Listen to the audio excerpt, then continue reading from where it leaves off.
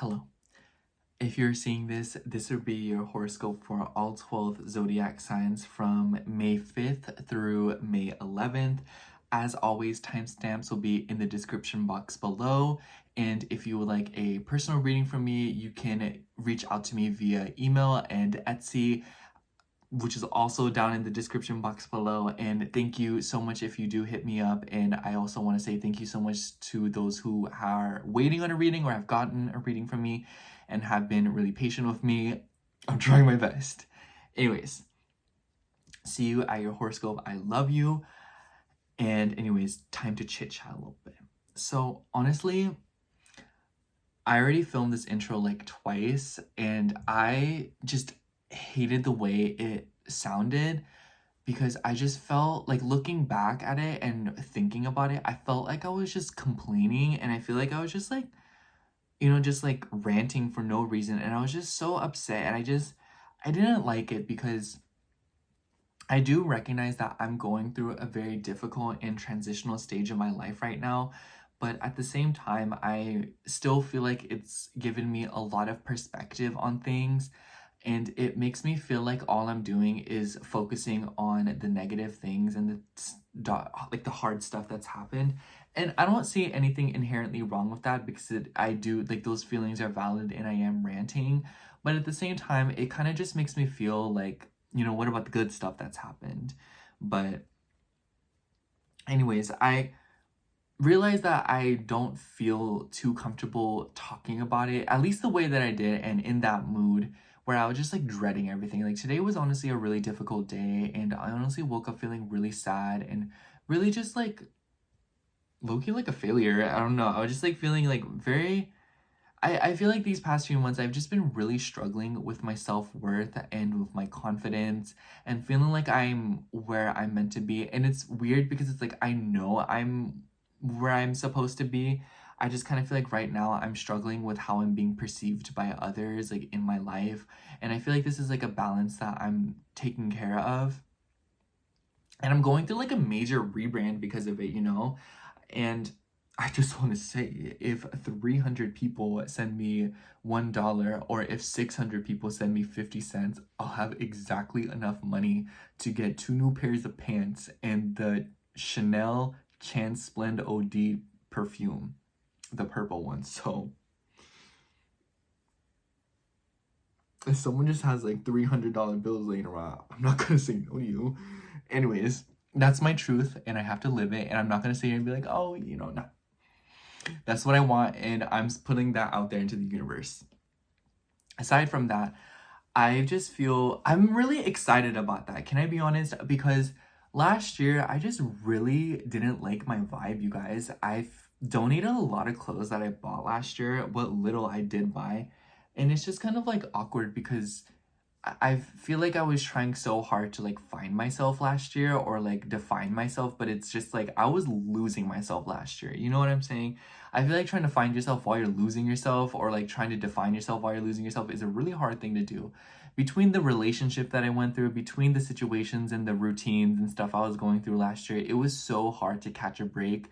And it felt like I was always going through something. And Lord, I just need to like ask anyone, like I need to ask myself. I don't know how I kept up with doing the horoscopes and I kept up with doing all that work last year, because that was like a lot. I was doing a lot last year, and I don't know. I'll just forever be impressed that I did that. And because of that, I just feel like the clothes that I bought, the scents that I got, and the things that I was doing, I didn't like it. It just, and I still honor that version of myself and I still love myself, obviously. It's just still like, you're not gonna look at a past version of yourself where you were clearly not a vibe and be like, yeah, like that's totally it. Like I love that version of myself. But my goodness, who let you out the house, And I donated so many clothes, like, as you guys know, like in the past week, but I donated more clothes the other day. I donated like another small little trash bag. I donated a bunch of pants, a bunch of shirts, because I was looking at it and I was like, this is cute. And honestly, I might donate a little bit more because I'm like, it's nice, but like, do I need it? Like, do I ever see myself wearing it? I even donated some old scarves that I had, and I was like, I literally haven't worn these in years. This is clutter. This is junk, if it's clutter here, it's gonna be clutter in wherever I go, and I don't need to deal with it anymore. And it freed up a lot of space in my cabinets, and it's just been like a nice thing. You know, I feel like when you get rid of things, you're making room for more stuff, and I definitely feel like I'm on that right now, where I'm just like very satisfied, and I feel so much better about it, like spring cleaning to the max, if you know what I'm saying. And I feel like I was just like in this kind of like a lack scarcity mindset this morning, and I think that's completely valid because I feel like I've been in like a really like a unstable time of my life, and it's just like really hard because like I'm afraid of people getting mad at me. I'm afraid of people like treating me badly, and I feel like it's happened before where I felt so under pressure because of a situation that I went through a few years ago, and it just like left a mark on me. And I feel like on one hand it's a little bit frightening and it's a little bit stress inducing, but on the other hand it's kind of like I feel very determined to overcome this obstacle and to ensure that things are not the way that they once were, and it's impossible for it to be that way because I've changed way too much to go back to cycle like that. And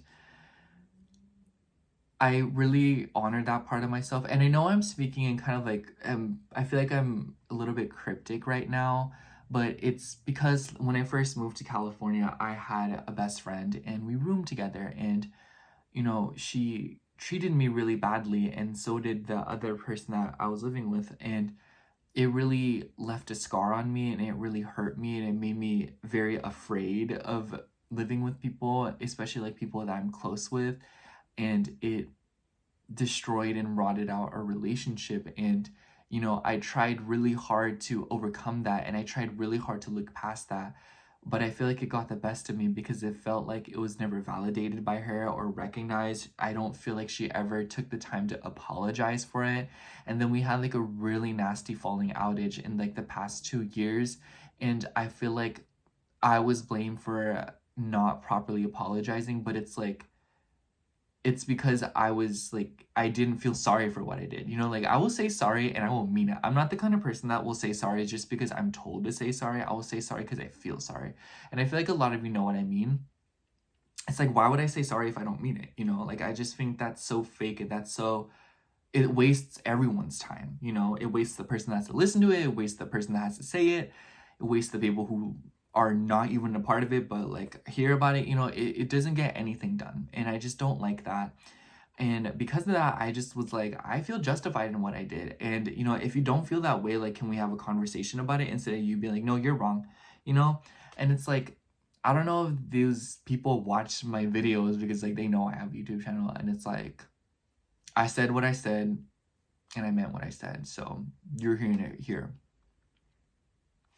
Anyways, but yeah, I feel like that time of my life is coming back to haunt me, and I feel like I'm really, really trying to do things differently, and I'm trying my best. And it's kind of hard to express it because it kind of like deals with, I kind of don't want to talk about it. I think that it's something that I'll just kind of like ponder on my own, and I think when I feel more comfortable, I'll tell you guys about it. But I feel like right now I'm kind of like in this phase of trying to build myself up. Saturn's been in a square with my natal Saturn at exactly 27 degrees, and it will get to 28 degrees in these coming few days. I'm so excited because it's like anything but the exact square. And it's been really hard, but I also really appreciate that it's been making me look at myself and take accountability for the fact that like I am where I am, and there is no reason for me to stop what I've been doing and to lose my momentum, you know. And I just think that last year there was a lot of things that hurt my self-worth, and I feel like this year I'm trying to get back on my BS because I just feel like life just works out so much better when I just like don't care and I'm like crazy and unhinged and like all over the place. It's like every time I do that, like good things just happen to me, so it's just like, why would I not, you know what I'm saying? But I also just, I don't know, because this was a really hard week. This has been like a really difficult week for me, difficult past few weeks, and it's made me feel like under so much pressure, and it's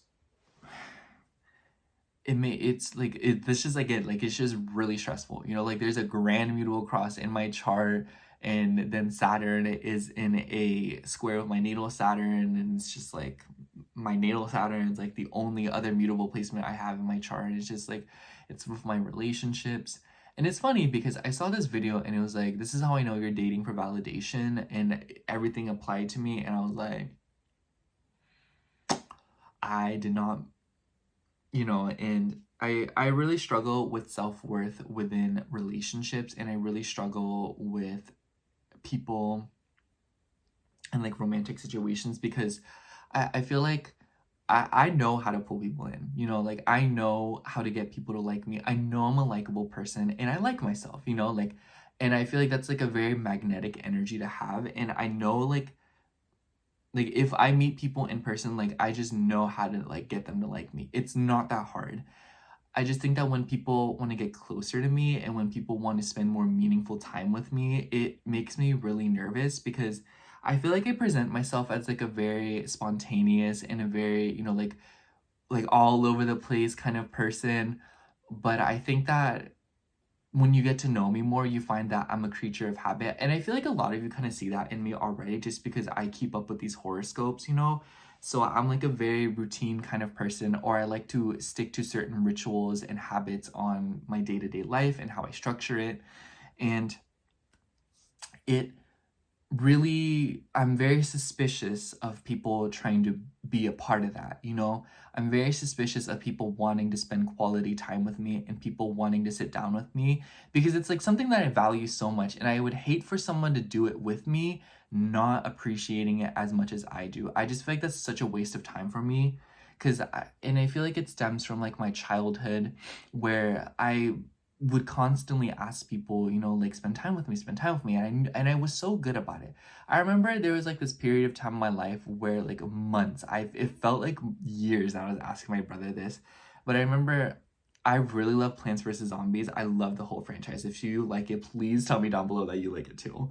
But I remember, you know, I wanted to play Plants vs. Zombies too, and for those of you that don't know, it's not a two-player game, it's just a mobile game, you know, it's like we all know what PvZ is. And I remember I kept asking my brother, do you want to play PvZ side by side? You know, so I just wanted to sit with him and we both play it on our phones, because he would talk about how he liked the game too. And he would always say, no, no, no. And then I remember one day he kind of snapped on me and he was like, you know, like, I don't have time for that. You know, like, I can't just sit down with you and waste my time, like, playing that little game with you, okay? And it, like, maybe that's not exactly how he said it, but that's how it came off to me. And ever since, I've never asked him a question like that ever again. I'm like, you know what? No. And it's like funny because like now that I'm like, as I grew older and like he kind of realized, he started asking me more to like spend time with him. And it's like I stopped asking him as much to spend time with me, because I just like didn't know how to approach that. So, and I feel like now as like an adult, it stresses me out to like ask for quality time, because I don't know how people will feel about it. And, you know, I feel like that's why I find so much comfort on like doing quality time on here, because it's like, if you don't want to spend time with me, you can just click off the video, and it's like, it saves both of us time, you know? But it's like, if you do, then you stay here. And I know the people who watch are watching on their own accord, and it's like not like a thing where it's like I'm forcing you to do it. It's not involuntary, you know? It's like, there's no reason for you to spend time with me if you don't want to. And that's why like I really appreciate the nice comments that I get about like, oh, like I really love your rambles and your intros and stuff like that. Like, so if you are one of those people, thank you so much for that. Do you see like my thumbs, do you see the shadows? But you know, that's something that really means a lot to me, and something that makes me really happy. And I don't know, I really want to continue to grow this channel. And it's just like, I always talk about this, like I obsessively keep up with my channel and how many subscribers it has, because it's just like so exciting, you know, like there's really like 6,000, and I'm just like, I want to get to 10,000. And you know, and let me not even lie to you, like if you have more subscribers and more viewers, like you just get more money, like that's the truth. But also you get to like interact with people more, meet more people. I don't know, y'all, I just don't feel the need to lie to y'all about money. Like, that's the thing about me. Like, I'm saying this in a joking way, but I also mean it like a serious way. If you're a Taurus, if you're like a major Earth placement, especially like an Earth moon, let me know how you feel and like what your relationship with money is, or if you have like one of the corresponding planets in like a Earth placement, so like Virgo, Venus, or Saturn, because money is an emotional thing for me, right? And like it does mean a lot when people give it to me, but when people try to compensate with money, it doesn't work. You know, like if you feel guilty and you try to like buy my forgiveness, I'm not gonna forgive you, but I will take that money and I will be like, thank you. And it's so funny because my middle brother, I started telling him, I remember close to when we don't really talk as much anymore, but like back then I used to be like, he would feel bad for things and I'd be like, I accept apologies in cash, you know. And it's funny because my middle brother's a Virgo sun and then my oldest brother is a Capricorn moon, so like we all have like a really major earth placement and we're all like different sides of, you know, like Capricorn, Virgo, Taurus, and you know, it's like we all have like a completely different opinion, but yet at the same time we can like come together sometimes. It's like I live for the day that my brothers and I get mad about the same thing at the same time and we work together. Like that will just be like an amazing time of my life. But yeah, like my friends, they'll be like, "Oh, I feel so bad you driving me around," and I'll look at them. I'll be like, "It's really not that big of a deal, but if you really feel that bad, you can give me gas money." And it's so funny because my friends like know better now to like than to express guilt to me about those things, because I'm just like, just give me money then, you know, like I really don't care. And I don't know, it's just like a funny thing that I do. But that's not what I want to say about that. But I'm really glad it's May, and I'm really glad that Saturn's gonna get out of Pisces. Saturn moving through my 4th house has easily been one of the most difficult transits I've ever done in my whole life. If you're a Saturn in Aries person, or like, I don't know, like if you're just like not a fire rising, I feel bad for you. Like Saturn in Aries is gonna be so horrendous and it's just like not a vibe. I especially feel bad for Capricorn risings because it's like it's gonna go through their 4th house, and I'm sorry, but Saturn moving through your 4th house is horrible. I can't think of a house that's more difficult than that. It's just so like you do so much and get so little out of it. It feels like, you know what I'm saying? I don't know. That's just how I feel. Maybe my Saturn return is gonna like destroy me, and then I can like talk more. I can talk my smack later. But I'm just really excited, and then I feel like the astrology for June, is way better. But yeah, I feel a lot better about this intro. Like I cannot describe to you guys how horrendous I felt about the intro that I had earlier. It just, I just hated it. Like I was like, why do I sound like a child, like a victim, like complaining about like the stupidest things that like aren't even that bad? Like, I don't know. Not to like talk smack about myself, obviously, like, you know, like peace, love, serenity, you know. And I don't know. I just like, I don't like to sit here and like complain to you guys, but yeah, I hope that if you're going through a difficult time too, like we're in this together, and I hope that you are comfortable emotionally, materially, financially, spiritually, and if not, we are here holding space for you, and we will take care of each other, and we will share what we are growing together. Let me just like pull a card real quick. Let me see what comes out.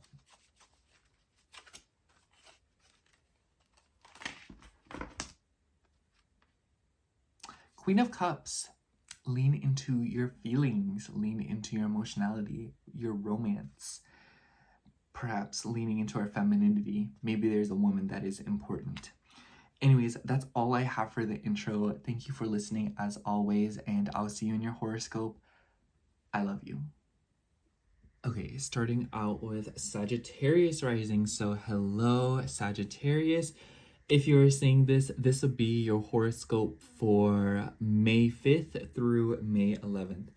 Honestly, Sagittarius, I feel like you're going to be feeling the pinch again this week, because the highlight of the week to me is the middle of it / like the second half of it. So think like Wednesday, Thursday, Friday. I feel like that's when we are all going to feel a lot more energy. I think the week will start off kind of with a bang, because the moon will finish up its business in Leo and come into squares of planets in your 6th house. So probably in the beginning of the week, some snags with your routine and your health and your schedule because of long distance matters, because of extended family, or something about romance, you know, dating, your beliefs around dating, your beliefs around children. And a lot of you could be trying to travel and trying to compensate, or trying to get assistance from another person to help you with your day-to-day responsibilities that maybe you won't be able to tend to. But in the middle of the week, we will see the moon move through Virgo, and it will come into oppositions. It will just form a grand mutable cross. And you know, as I said, if you are a late degree Sag rising, think like 20 to 29 degrees, you're going to be feeling this. You've been feeling this. But I think this week you'll probably feel something more related to your career sector. Good news is that Venus has gone away from Saturn at this point. So there is significantly less pressure when it comes to your home and your family. But I think that this week when the moon moves through Virgo and opposes Saturn and squares Jupiter, kind of seems like there's something going on here with your career sector and your home career balance, something about how much you're working, how much you're doing versus how much you are setting aside time for yourself. And maybe even there is something going on with the way that you're projecting yourself and your ego. And you know, it makes me think of like a vibe change, if you know what I mean, like a vibe check, because we have so many planets in your fifth house as well, which deals with the ego.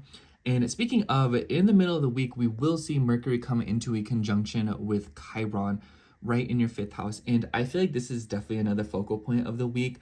This will be one of those energies that works easier for you than for others because Mercury and Chiron will be trining your ascendant. So it kind of seems like there's something going on of like healing because of a romantic partner, because of a child. Maybe there's healing to your inner child.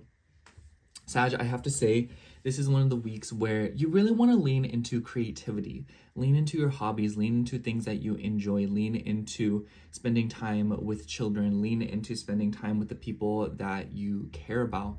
You know, especially with your sixth house ruler now in your fifth house, I feel like this is a time where you can organize time to have fun and do things the way that you want. And I also feel like this could be a time where you're doing a lot of work to your ego and your inner child through small, meaningful actions and also being around the right people. I would say that this is definitely a time where you want to be picky about the people that you are around, because I think that the wrong people could really trigger you and bring out a very temperamental side of you, or vice versa, especially because after the moon moves through Virgo, it will move through Libra and oppose all these planets in your fifth house. So definitely something about dating, friends, social circles, but also your dreams and your ego, what you imagine for yourself.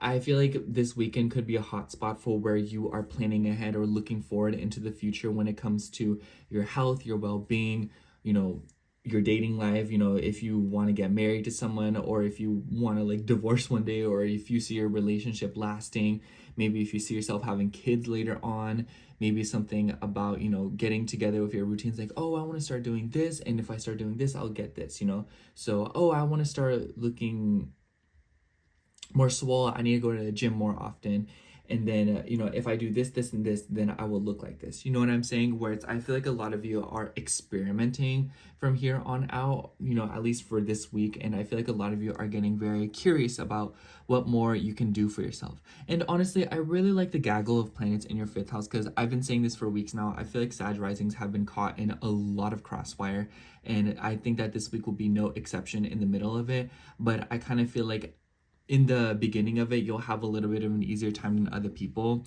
The beginning of the week is definitely a really, really nice time, Sagittarius, to have some fun, because the moon will be, you know, finishing up in Leo, trining planets in your fifth house, and it could bring you a lot of healing and a lot of new perspective. In fact, you're the only fire sign missing from this grand fire trine. So I think that if you are like a late degree Sagittarius, you'll definitely feel a little bit more warmth in the beginning of this week and a little bit more inspiration. And I think that, you know, Venus does not like being in Aries, but she does not mind being in the fifth house. She rejoices there. So I think that this could be a week for you where you are essentially making time to have fun and enjoying yourself. And another thing is that when the moon's moving through Virgo, even though it will continue to agitate and activate this grand mutable cross, it will be trining Uranus and the sun in your sixth house. So I feel like if you're wanting to make changes to your career, it could be related to your workplace. Maybe you're wanting to work abroad. Maybe you're wanting to learn something new. The sun has ties with your ninth house, and Mars is there, and Mars is the ruler of your fifth house. I see this as like making learning more enjoyable for yourself or other people. Maybe there's like a class you want to take just for the fun of it, and this is like you know, organizing something like that. Like maybe you just want to take like a cake decorating class, And I just feel like this is a time where education and learning things, but especially this week, could feel much more enjoyable for you. So I definitely think that this is a week where you want to be curious above all else. And I also just like trines to planets in your 6th house because it shows that routine's going a little bit easier. And with the trine of Uranus particularly, it could be that the little things that you change about your day-to-day habits could really impact your life in a very positive way, you know? Like taking vitamins every morning, it's like such a small action and it just like completely changes up your life. Or it could be, you know, fixing your sleep schedule. On one hand, that's just like a very simple and maybe even a little bit of a difficult thing to do, but once you get into the groove of it, it's easy to keep up with and it's a very nice thing to have going. So think that way, Sagittarius, where the big changes that you want to see will be happening from the little changes or the little actions that you attempt and try to take in order to enrich your life, especially in the middle of it. And I think at the end of the week, there could be sort of like a tiff or something going on with a female friend, especially with like just like relationships in general. I honestly feel like a Moon and Venus opposition through Aries and Libra is a little bit awkward and it's a little bit like drama. So I would say try to stay clear of that.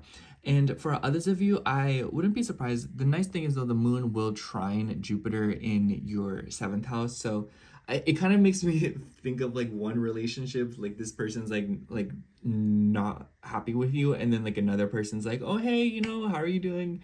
You know, especially because the moon will also trine Pluto in your 3rd house. So I think that the end of the week could solicit some kind of a difficult conversation or talking to people and discussing something. But especially when it comes to like a woman in your life, there could even be themes of pregnancy involved because the 5th house. So I almost wonder if a woman is pregnant and you're like, oh, no way, or something like that. And there could be like drama around that, or it could just be like a very good thing. You know, the ruler of all this, Mars, is in your 9th house, so it could be like a long distance situation. So it could be that like a woman's like very far away from you and she's like, hey, I'm having a baby shower, can you like come over and whatnot, something like that. But for others of you, it could be like a long distance relationship, or it could be that someone afar is admiring you. But this could also be your own philosophies and beliefs on 5th house themes, you know? And I think that it could be about learning a new trait or new talent. I literally wouldn't be surprised if some Sagittarius are just wanting to learn a new talent.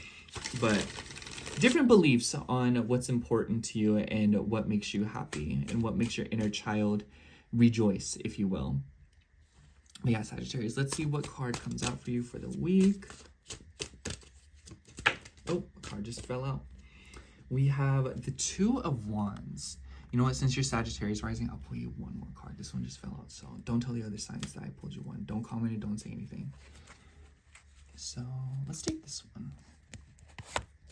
So for you, we also have the Emperor, the 2 of Wands. I love the Emperor here. The Emperor is the ruler or is associated with Aries. So yeah, taking actions, making decisions, doing things based on how you feel. The 5th house can also be about ego. And I really like to see that the moon will be trining the sun in Taurus, which is also associated with ego, the sun, you know, your values. So I feel like this is definitely a week where if you're gonna do something, do it confidently. If you're gonna mess up, do it confidently. Do things with pride and do things with a sense of like, yeah, like this is my vibe, this is what I want to do. I think that if you're going to do anything this week, just make sure you do it with your chest up in the air. Or is that the term? Like chest up, shoulders back, chest up, chin up, something like that. Something like that, you know. Do things proudly, and I think that that's how you will see the best things. Make decisions on your own. Do things based on how you feel. I feel like so many Sag risings have been reacting based on other people. It's time to do things the way that you want and making the decisions based on the information that you have garnered and experimenting more. The 11th house can definitely be about experimenting. So experiment on what makes you happy, you know, getting out there, meeting more people, doing more things, and trying new things. Anyways, that's all I have for you, Sagittarius. Thank you so much for watching. I hope the horoscope resonated, and if it did, make sure to like, comment, and subscribe, and I hope to catch you in next week's horoscope. Bye. Okay, now moving on to Aries rising. So hello, Aries rising. If you are seeing this, this will be your horoscope for May 5th through May 11th. This is definitely a very big week for you, Aries. I feel like this will be kind of like because the end of the week slash like the second half of the week is where I see the most energy, because the moon will move through Virgo, forming all of these squares, oppositions, and then the moon will move through Libra at the end of the week and oppose all these planets in your first house, which is definitely when I feel like you'll be feeling the pinch. Because let me just, like, before anything, I'm all over the place. Mercury will also form a conjunction with Chiron right on the 7th. And this is a particular aspect I've been looking at, because I feel like, especially for you, Aries, Mercury deals with your 6th house as well as your 3rd house. I totally see this as you consulting someone.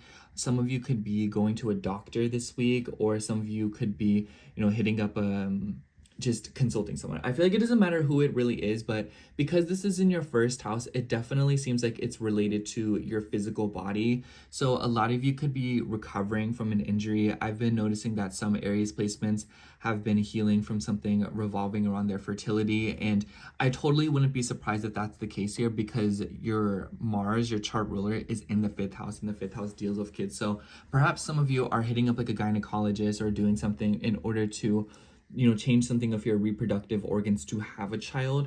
For others of you, I wouldn't be surprised if this is also just like healing your routine, changing your health habits. Aries is about working out, so some of you could be trying to go to the gym or getting more physical exercise in. I feel like it doesn't really necessarily matter what it is. I guess my point is that a lot of you could be trying to get a hold of someone this week in order to improve your healing or improve your body's functions in some way.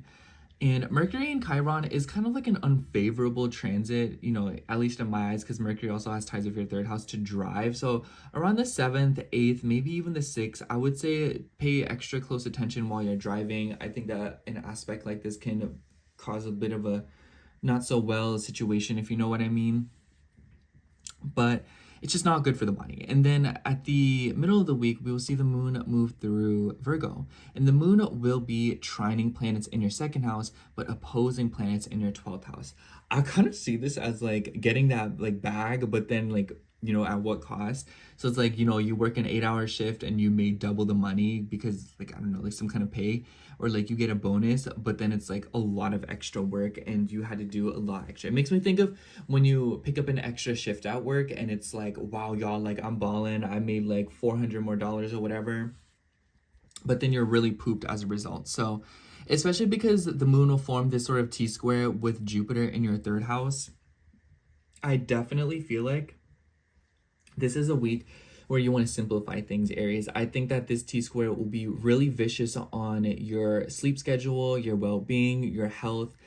If you're pushing yourself, if you're driving a lot, if you're just moving around a lot, this is a week where you want to simplify things, strip things back, do as little as possible, and try to spread out things in the sense that don't try to do everything in one go. I know you're so Martian and you just want to like sit down and just do everything in one fell swoop, but this is the week where if you try to do that, you might get punished for it. So just try to take it easy, especially with your career, because Saturn does have associations with your career house.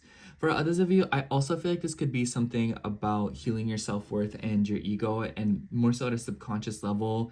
I think that the moon moving through Virgo and trining Taurus, or the sun and Uranus in Taurus, I feel like this could be revelations regarding your money. A lot of you could be coming into some kind of money this week. I wouldn't be surprised if it's something related to like health insurance. But for others of you, I also feel like it could be your values and how much you serve others versus how much they serve you. So I feel like a lot of Aries placements could be getting peculiar about their boundaries and what's important to them in their relationships, especially because at the end of the week, we will see the moon move through Libra and oppose Neptune, Chiron, Venus, Mercury, all in your 1st house.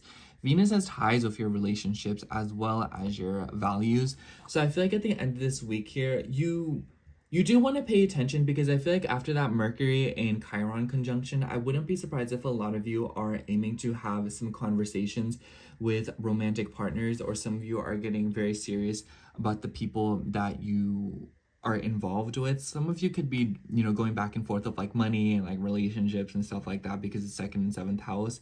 But for others of you, I also feel like this could be sorting things out and trying to incorporate a better sense of routine. How Have you been assisting other people so much and doing things for other people that you haven't been able to tend to your own habits and your own rituals? Are you trying to get back to the basics with what's important to you? I also feel like this could be a you versus them, and I don't really feel like there is a specific context to this. I just kind of feel like, well, what am I doing? What's important to me? And what do I want to be focusing on versus what the people around me are focusing on, and how has that kind of rubbed off on me and manifested?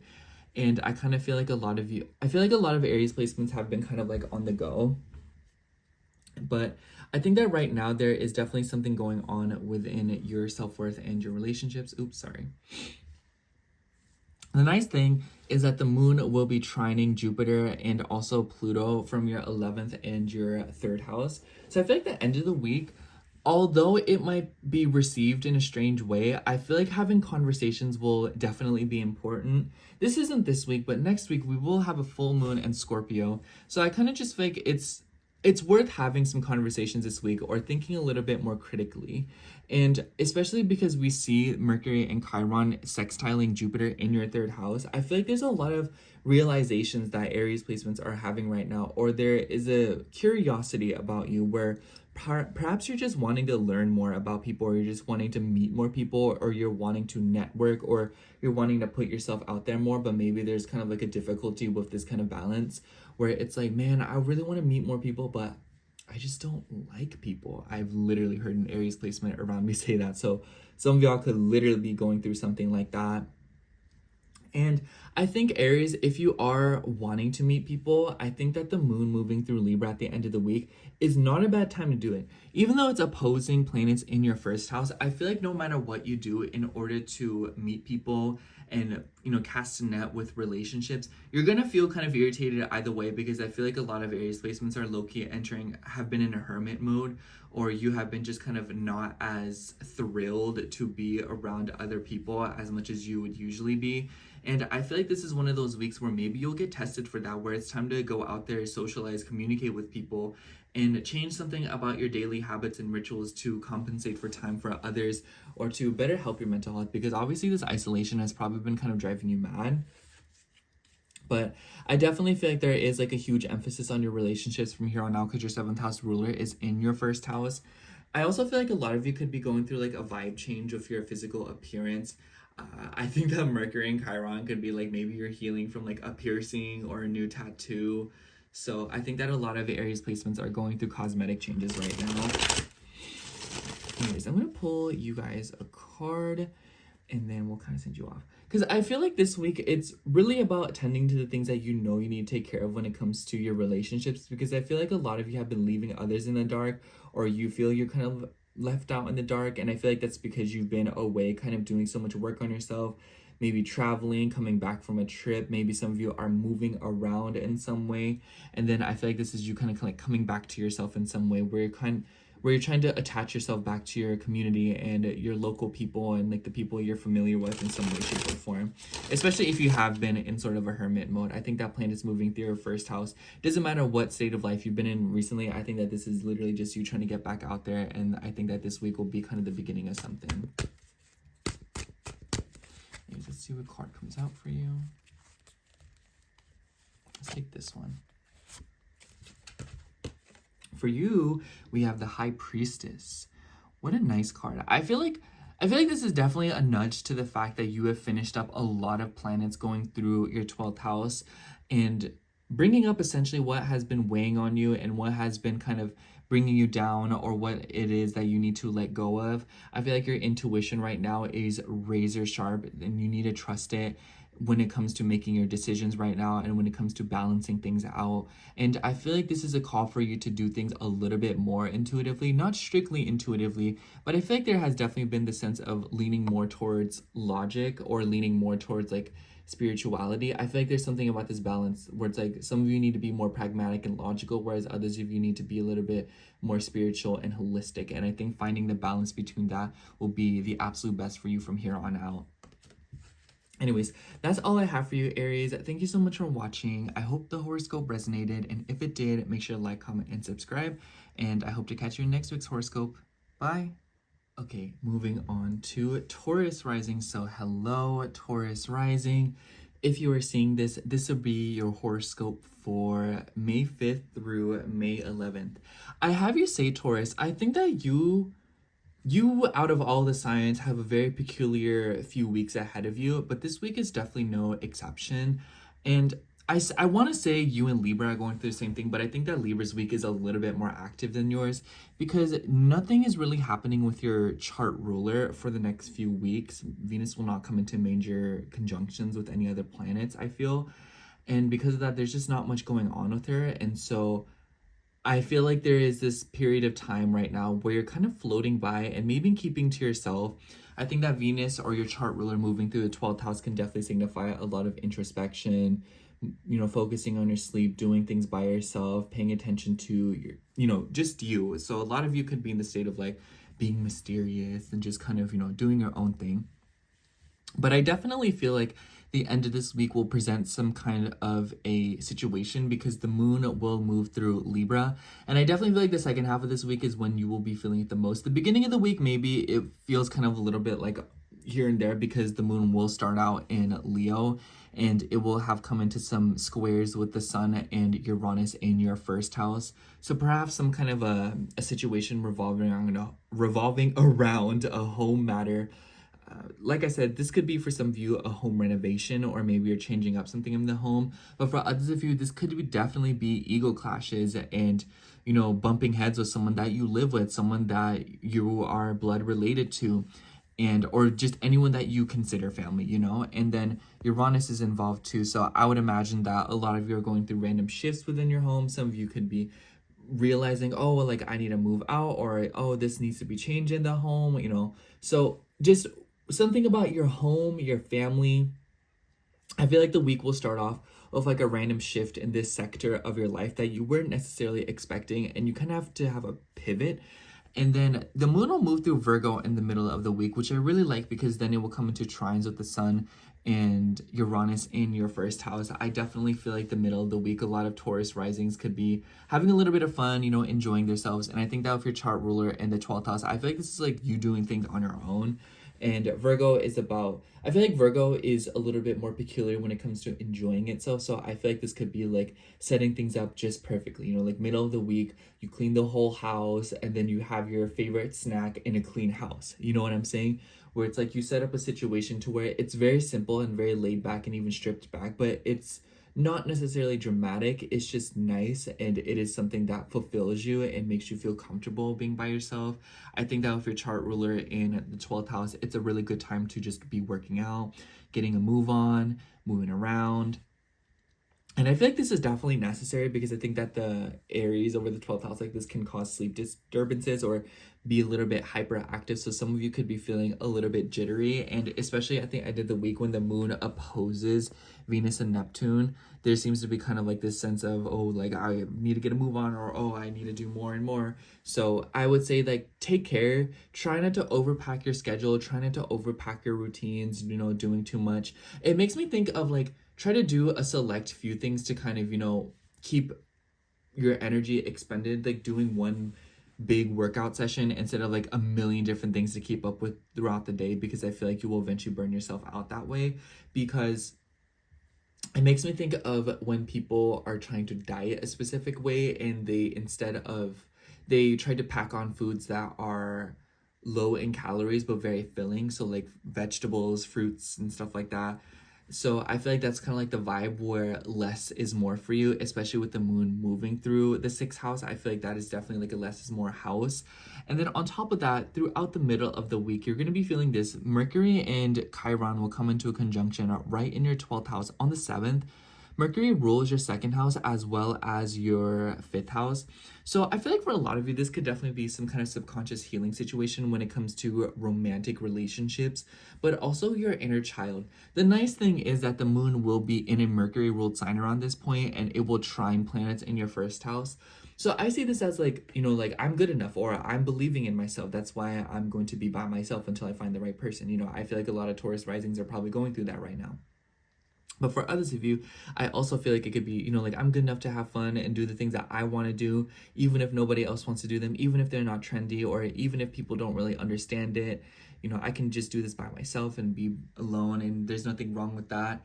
I also feel like this could be a lot of healing. You know, Chiron's about healing, and in Aries, in the 12th house, I feel like this could be like repressed anger coming up. So I won't be surprised, Taurus, if you kind of go through this week feeling a little bit frustrated or agitated in some way, shape, or form. What I have to say about that is take your time and take care to move around. I feel like something that could really benefit you guys this week is like taking a walk in nature.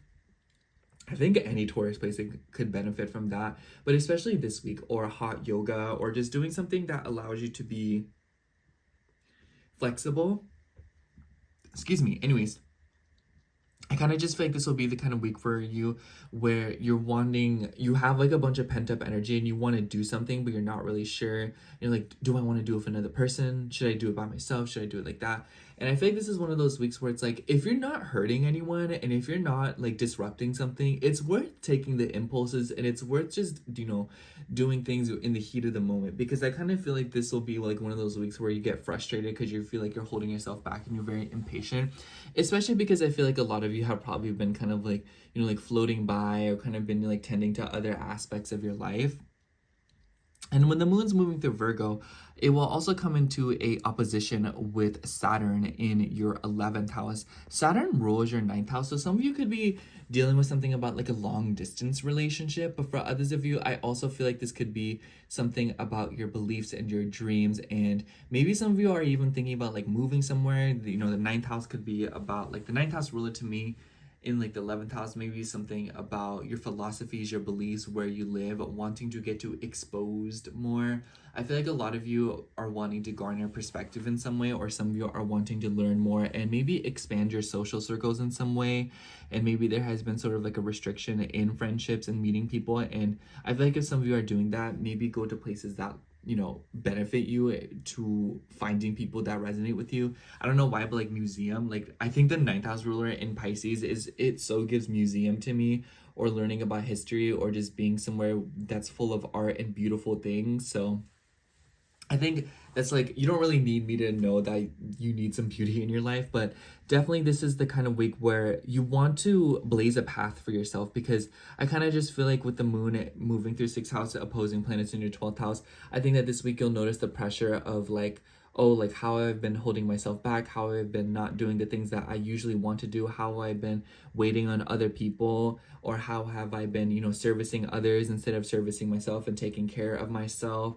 How have I been overextending? And I feel like this is the week where you'll start to see like, oh, like this is, I want to step out. Especially with the moon trining Jupiter in your 2nd house. I almost wonder if this is like related to like money, like spending on yourself, soothing through, material things, the food you eat, the things you buy, the clothes you wear.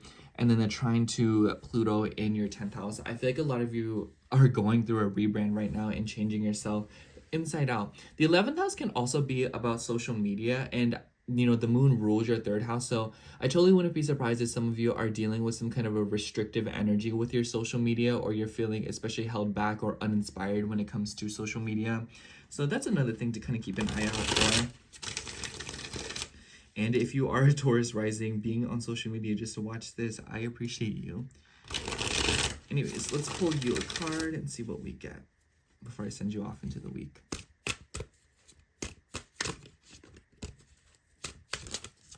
Okay. Oh, this card's sticking out to me. For you, we have the Page of Pentacles. Definitely could be news about money. I wouldn't be surprised if some of you are receiving like a job offer, or, I think that the moon in the 6th house could be something about routines. Like I said, it could be about job. The 6th house is associated with work. But for others of you, the Page of Pentacles makes me think of like a kid who wants something in the store and they're just like, oh, how can I get that? And I feel like this doesn't have to be related to material things. I feel like it could be related to so much more, I feel like a lot of you are wanting to invest in something, whether it be yourself or something else, or some of you are wanting to plant seeds, or you're wanting to start a long-winded project or commitment, because the Pentacles is a slow-moving suit.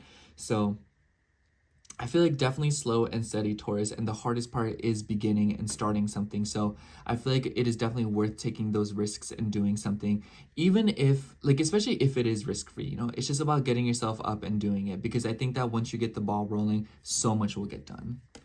But anyways, that's all I have for you, Taurus. Thank you so much for watching. I hope the horoscope resonated, and if it did, make sure to like, comment, and subscribe.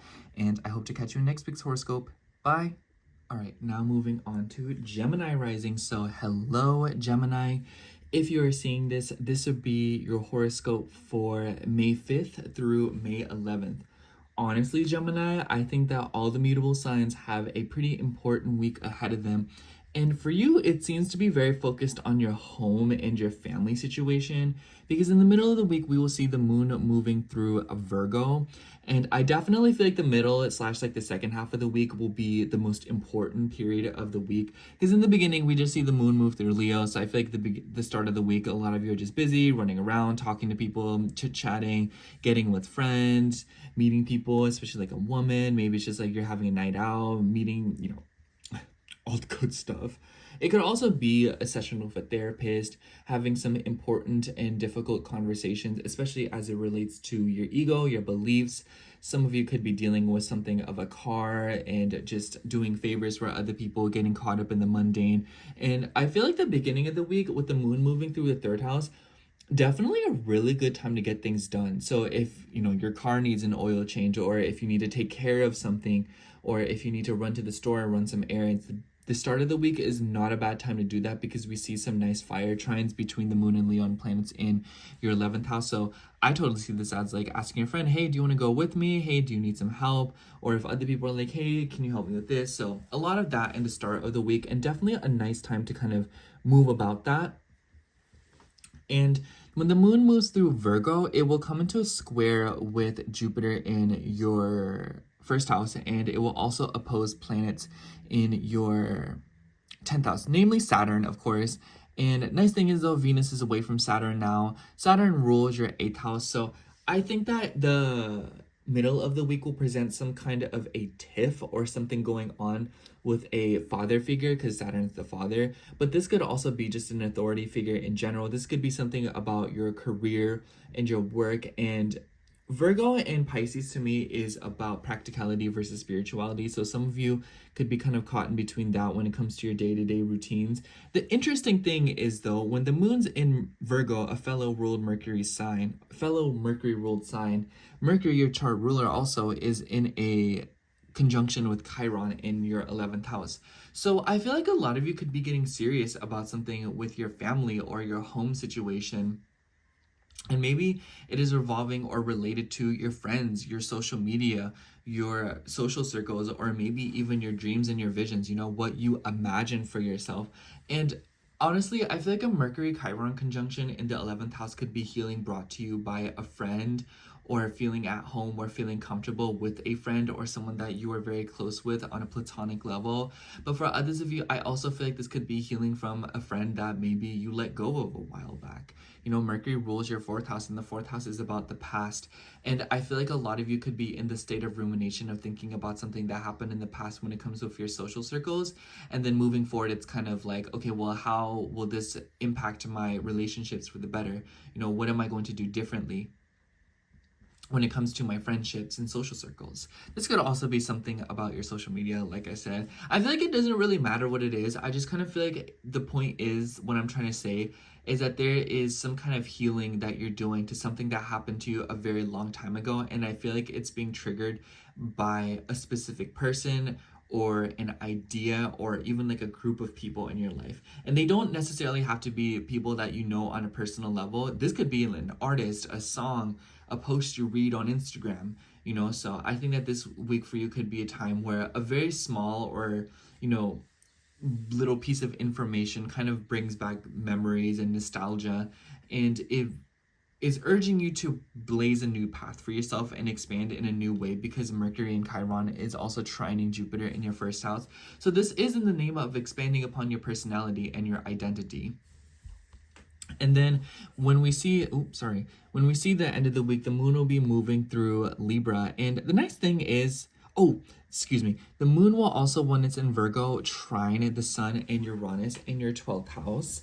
And I kind of feel like with the sun being the ruler of the 3rd house, so you could just be going for like a late night drive. But for others of you, I also see this as some kind of communication that you're having with a therapist. This could be a really healing conversation. And I also feel like this could be something about your routines at home. You know, Virgo's about routine and health, and Taurus is about diet. So I feel like some of you could be finding a little bit of comfort and solace in staying home, cooking your favorite meal, being around the people that you love or something. And I kind of feel like with the little T-square that's coming across your chart, especially if you're like a later degree Gemini rising, you know, like anywhere between like 20 to 29 degrees, I feel like this is urging you to grow in a specific way or to expand upon your identity as it relates to your home, your family, your career, your work, and what you imagine for yourself. Excuse me. And then when the moon trines planets in your 12th house, I feel like this is like a change of heart, reworking your subconscious. This could be sleep disturbances. This could be, you know, like random thoughts of anxiety or kind of like worrying. I feel like all Gemini risings are just like that. Like y'all just out here like freaking out for no reason. It's just like, you know, like if you know, you know, if you don't, you don't. And then the moon moving through Libra at the end of the week, it will trine Jupiter in your first house, and it will trine Pluto in your ninth house. So that's the good news, because I feel like a lot of you could be going through some kind of a shift when it comes to your perspectives on children, on dating, on your perspectives on your inner child, your ego, and what you believe for yourself, what you believe yourself to be good enough for, and how you see yourself, your perception versus how others perceive you. Especially with so many planets building up in your 11th house, I feel like a lot of you could be changing something up with like your social media. Maybe you're posting more, maybe you're trying to put yourself out there, maybe you're trying to be a content creator. For others of you, I also see this as kind of like wondering about your position of being out in the interwebs. And again, this doesn't have to be necessarily about social media. I just kind of think because you are a Gemini rising, this is something that's very relevant in your life. But for others of you, this could definitely be something about, you know, your place in society as a whole, because the 11th house is about society and groups of people. So some of you could also be joining something, like joining a group of people or joining like a new community or something of that nature. Or I feel like this is not a bad time to network and meet more people. I think that right now there's probably like a heightened sense of meeting people and people being around you and shaking hands. And then when the moon moves through Libra, it will also oppose planets in your 11th house. So this could definitely be some kind of a shift between your ego and your balance as it relates to like groups of people. So I think that this could be like a sore spot for you or something. But I think that with the moon being in a Venus world sign and Venus is in Aries, and then coming into an opposition, there seems to be like this kind of reception with communication and ideas, because the ruler of the stellium in the skies right now is Mars, and Mars is in your third house. So I feel like right now a lot of you are feeling especially chit-chatty and impulsively communicative. I feel like a lot of you right now are also moving around, driving, getting places, doing this, doing that, being with this person, going to this event. So I think that a lot of Gemini risings this week, like you're probably just, you have a lot of stuff on your plate. You know, with your 6th house ruler being in the 3rd house, that's like a very busy energy to me. I'm surprised you even have energy to watch this video. But overall, Gemini, it kind of seems like this week isn't necessarily anything different than the past few weeks. It just seems like you're gaining more momentum and you're kind of getting a move on. And as you're seeing all this friction, it's changing you, and that's what you're feeling right now. And it might manifest as like a sort of like disagreement or a sort of friction with how you see yourself versus how others see you versus how, you know. And I also feel like with the 6th house ruler being in the 3rd house, a lot of y'all could be trying to like get along with jobs right now or like applying for things. So I'm saying if you're a Gemini rising looking for a job, which I know a lot of you are, this is a really good time to be applying for things and putting yourself out there. Especially with Mars and Venus in a little trine, friendships, networks, opportunities, events. Definitely a time where you want to be posting and being out there in some way, shape, or form. Let's see what card comes out for you. Oh, that card stuck out to me. All right, so you got the 8 of Pentacles. Yeah, I definitely feel like a lot of you are focusing on your craft right now, you know, getting work done, doing stuff, you know, putting some elbow grease in, if you know what I'm saying. So I think that this is definitely a week where a lot of you are just getting your hands dirty and doing things, getting things done, focusing on your work, focusing on your money. Some of you could literally, you know, Gemini is the hand, so you could be working with your hands, doing things. So I think that this is just a really good week to get down to business and tend to the things that you have either been working on or have been wanting to start working on. Anyways, that's all I have for you, Gemini. Thank you so much for watching. I hope the horoscope resonated, and if it did, make sure to like, comment, and subscribe. And I hope to catch you in next week's horoscope. Bye. Okay, now moving on to Cancer rising. So hello, Cancer rising. If you are seeing this, this will be your horoscope for May 5th through May 11th. Honestly, Cancer, I kind of feel like this week for you will definitely be a little bit of a ride, because at the end of the week, we will see the moon move through Libra and form all these T-squares with planets in your 10th house. But we will see at the beginning of the week, the moon will move through Leo / your 2nd house. And I kind of feel like with the trines to planets in your 10th house, there could be something going on with like money. The moon squaring planets in your 11th house, though, I kind of feel like a lot of you could be going back and forth with something about finances and money as it relates to like groups of people or like foundations. So I almost wonder if some of you are dealing with something of like a nonprofit, or, you know, you're trying to get something funded for something. Others of you could also be dealing with something about like a work situation, like money that is owed to you versus like another person, especially if you are like a position of authority, or if a position of authority owes you money. Or there could also be something about your self-worth and your values and it clashing with something with like other people or people that you work with, or something about like your reputation. I do like that the planets will trine, the moon will trine mostly planets in your 10th house, because I kind of feel like a lot of you are like getting something done, you know, based on how you believe it to be with your career and your status. And when the moon moves through 2nd house, some of you could be dealing with something of like a gift. I think Mars in the 2nd house can be a little bit spend crazy, so definitely take your time right now. A lot of y'all could be out here like spending that money. And then in the middle of the week, the moon will be moving through Virgo. And when the moon moves through Virgo, this will be your 3rd house. So I definitely feel like the middle of the week will be really busy for you, especially because the moon will form oppositions with planets in your 9th house. And then it forms like this sort of T-square with Jupiter in your 12th house. So because Jupiter is in your 12th house, this kind of becomes like a very spiritual or very emotional time of the week, because this is expanding on your mental health, your deeper feelings, your subconscious habits, which could manifest as sleep disturbances or kind of tossing and turning, or you could be needing a lot of sleep where you're kind of like, oh, like let me just take a break. And because the 3rd and 9th house and then the 7th house ruler Saturn being involved, this could be something about your relationships, other people. I feel like a lot of you could be driving, so some of you could be needing a ride from other people, or others of you could be nonstop, you know, helping others, driving other people around, taking care of people.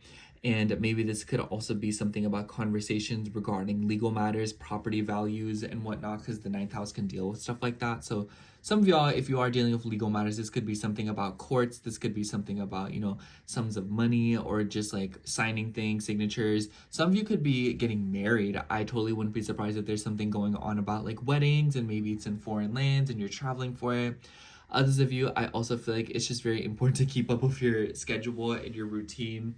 I think that every time I see this, I see it for Capricorn risings too, where it's like you run late in the middle of the week, where it's like, oh, you know, like I thought I set my alarm for 2 or 5 a.m., but I set it for 5 p.m. So stuff like that could be happening. There could be things going on with the car, a vehicle, something about a piece of technology. Maybe you're having to maintain it, take care of it, and maybe this is you trying to like find like a contract or something. Maybe some of you are trying to buy a car. Maybe some of you are trying to invest money into a car, and maybe you're trying to like keep an eye on that. I've been noticing some Cancer risings transportation has been kind of like compromised, or just like especially irritating and draining. So some of y'all could be dealing with something like that in the middle of the week.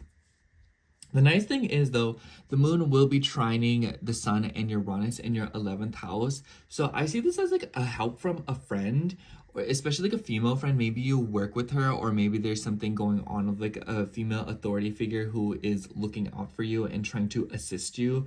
So a lot of you could definitely be going back and forth with something like that. And then when the moon moves through Virgo, it's kind of just like nitpicky. I just think when the moon moves through the 3rd house, it's like a very busy energy. So that's all I have to say for the middle of the week for you. And then at the end of the week, the moon will move through Libra, which is where you personally will be feeling the pinch more, because the moon will form oppositions, and then, you know, you're also cardinal signs kind of caught in the mix of it. So I think if you're like anywhere between like 0 to 10 degrees of Cancer and 20 to 29 degrees of Cancer, you will especially be feeling the pinch. But I think all Cancer placements will notice like kind of like an all hands on deck moment, especially because Mercury and Chiron will be in a conjunction on the 7th, pretty much throughout the whole week in your 10th house. Mercury rules your 12th house as well as your 3rd house. Some of y'all could be dealing with a lot of healing, emotional matters within the career situation. Others of you, I almost wonder if this is also something about like a workplace thing. Maybe some of you are having to commute for work this week, or maybe some of you are dealing with mix-ups in schedules and stuff like that. So that could be happening. I also feel like this could be like a home situation. So maybe they're like, oh, you know, like maybe not this week, you know, you'll just be working from home. And I low-key feel like that'll be a good thing for y'all. So I definitely think that something about your work situation will work out in your favor in that sense, because the moon will be trining Jupiter in your 12th house and the moon will be in your 4th house. So I see this as like, dang, I really don't want to go into work today. And they're like, oh, you know, we just needed you to do like a Zoom interview instead. And you're like, lit, oh my gosh, it's the best thing ever. Like, I was not trying to go to work today. So some of y'all could be in a situation like that, especially because the moon will also trine Pluto in your 8th house. I feel like a lot of y'all could be feeling a little bit emotional in the middle or like the second half of the week. And then I think that other people will be willing to help you. So kind of lean into the assistance or lean into others trying to help you. And then I kind of feel like there could be something going on with like a home situation in general. I think the moon moving through Libra as well, like something about balancing, taking care of things when it comes to the home situation. And then the ruler Venus being in your 10th house. I feel like a lot of you could also be paying attention to like exposure. Maybe some of you are trying to put yourself out there more. Maybe some of you are trying to get out there, maybe like dating apps, social media, networking, friendships, group events, and stuff like that. You know, I think that with the sun being in your 11th house and then the moon trining it, so some of y'all could in the middle of the week, maybe you're going to like a festival, maybe you're attending like a farmer's market, or maybe some of you are going to the movies with your friends or something like that. Very social week for you, and it might kind of just feel like you're juggling a bunch of things where it's like, dang, like I need to do this, I need to do that, oh, but I have to deal with this person, I have to do this. And so it's like, oh, I have a birthday party to go to at like 4 to 5. And then right afterwards, I need to complete my graveyard shift. And then after that, I have to be up early in the morning to go to this event that my friend wanted me to go to. So a lot of you could be just packed up with doing things right now. So what I have to say about this, Cancer, is definitely, you know, try to take care of yourself and try to carve out some time to be by yourself. And try to find some balance in that. You know, not every day should you be like going out and stuff. And I feel like, I don't mean this in a way it's like, oh, you want to go out and you have the energy to do it, you should hold yourself back. But it's more so there will be these days where you don't have the energy for something and you don't even really want to do it, but you feel like you have to. And that's when you really want to start asking yourself some deeper questions, so that way you can, you know, carve out some appropriate time for some me time, you know, because you are the one caught up in this opposition between planets in your 4th and your 10th house. Like, oh, do I want to be out there? Do I want to be in the limelight? Or do I want to be more private? Do I just want to be by myself? Do I just want to take some time? But because your 4th house rule is in the 10th house, you might kind of just feel like very exposed right now. I also feel like some of you could be, like I said, going back and forth with like an authority figure. And maybe you're trying to negotiate something with groups of people. Anyways, let's see what card comes out for you for the week before I kind of send you off.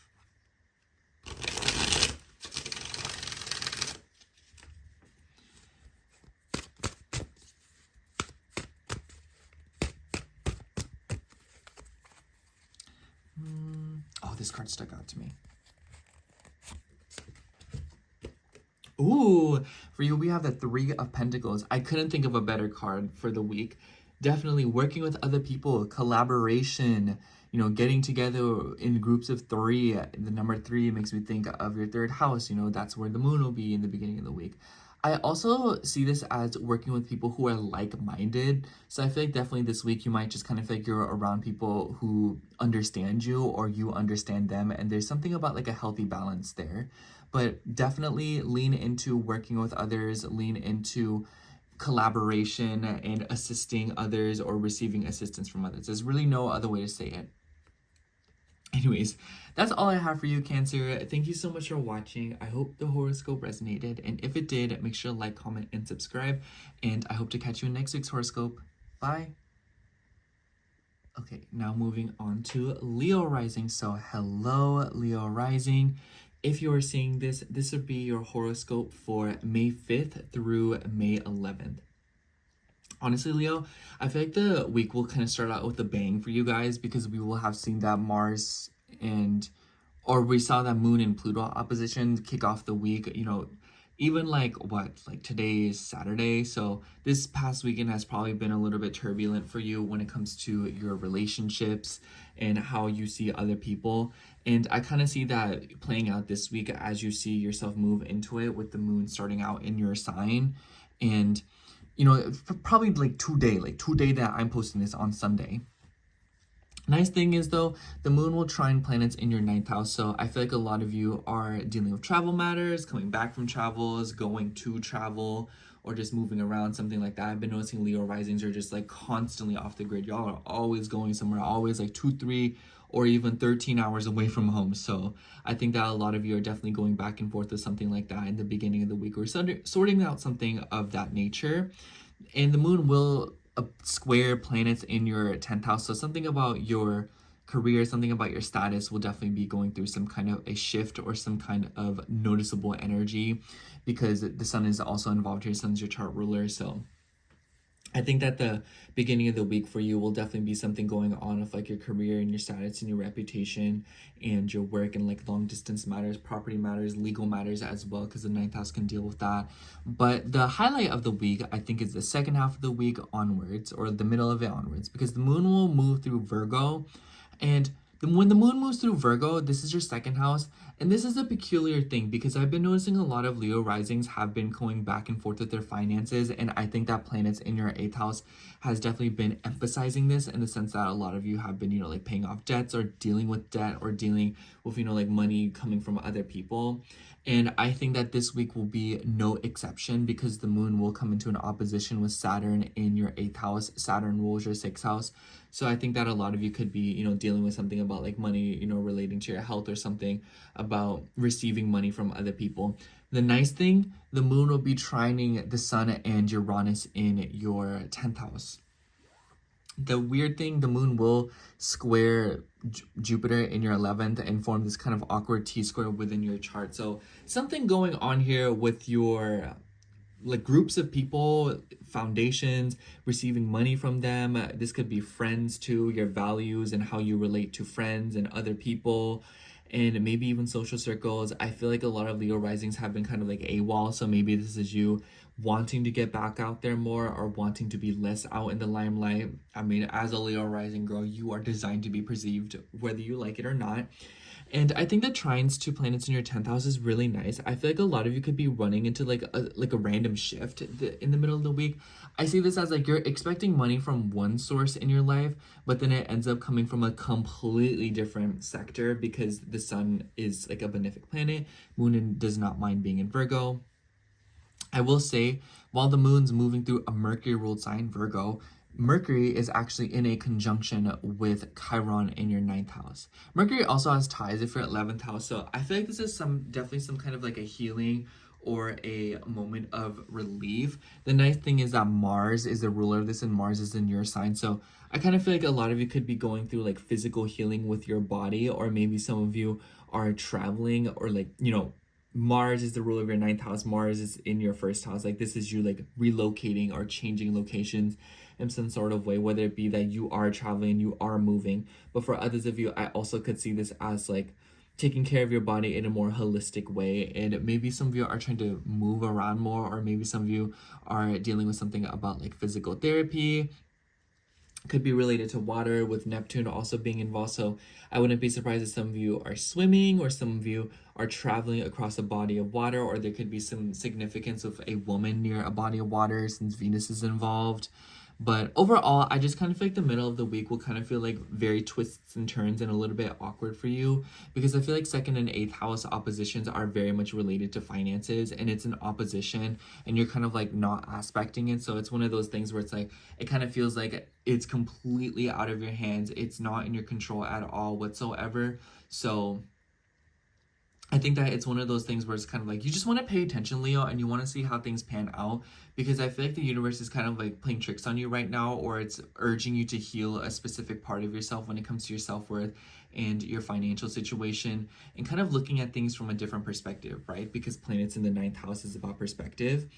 And then at the end of the week, we will see the moon move through Libra, come into oppositions with Neptune, Venus, Chiron, and Mercury in your 3rd and 9th house. Nice thing, the moon will be sextiling your ascendant, and these planets are trining your ascendant. So the energy at the end of the week, for a lot, it's a little bit more tense, but for you, it seems a little bit more harmonious.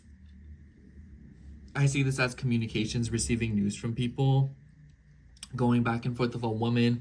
Maybe there's something about like an interview. Maybe there's something about important conversations. Maybe some of you are driving. Maybe some of you are dealing with something with a car. I gotta say, I do not like 3rd and 9th house oppositions for buying a vehicle. So if you're gonna do something like that, I would recommend not doing it this weekend. I would prefer you do it like next week or something. But you know, the moon opposing planets in your 9th house is kind of just like about like moving around, getting around. Some of y'all could just be having a very tense conversation with somebody, or a very uncomfortable conversation, and I think that it could be you initiating them, because you know the ruler of that Aries stellium in the sky is in your 1st house. The nice thing is though, the moon will be trining Jupiter in your 11th house, and the moon will also trine the Pluto in your 7th house. So I kind of feel like a lot of you could be dealing with something about like a relationship. So I see this as like, you know, getting down and dirty with a conversation with somebody, and you know, saying the hard things. But for others of you, I also feel like this is you getting a hold of someone and having a very important conversation with another person. Do keep in mind that the next week will start off with the full moon right in your 4th house, and I've been noticing a lot of Leo risings are going through something of like their home, property matters, or just something about their family as well. And I definitely think that you will start to notice this coming to a head as the week progresses. So do keep an eye on that, and do keep that in mind, because I kind of feel like, especially at the end of the week, it will be too easy to say the wrong thing, or too easy to say something that could trigger a very, very heated conversation between you and another person. So just keep that in mind. I also think that this week you'll just be seeing like getting things together. I like that Venus is no longer in a conjunction with Saturn in your 8th house, and I like that Venus is now trining your ascendant, because it's kind of like, it seems like right now a lot of the energies, you're working through a lot of the issues that have been presented to you throughout these past few months. So I think that you should take this week as, yes, you are definitely having to put some fires out, and you're having to, you know, cross some hurdles.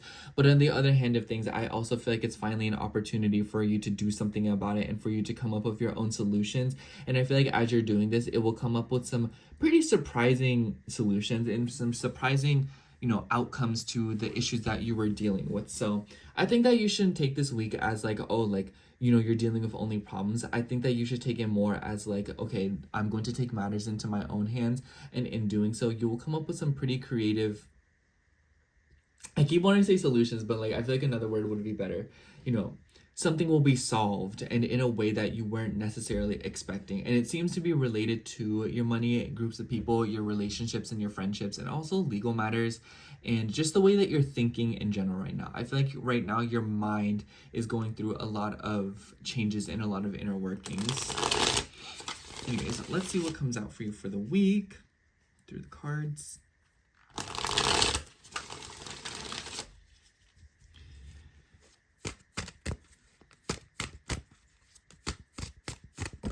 See what comes out for you.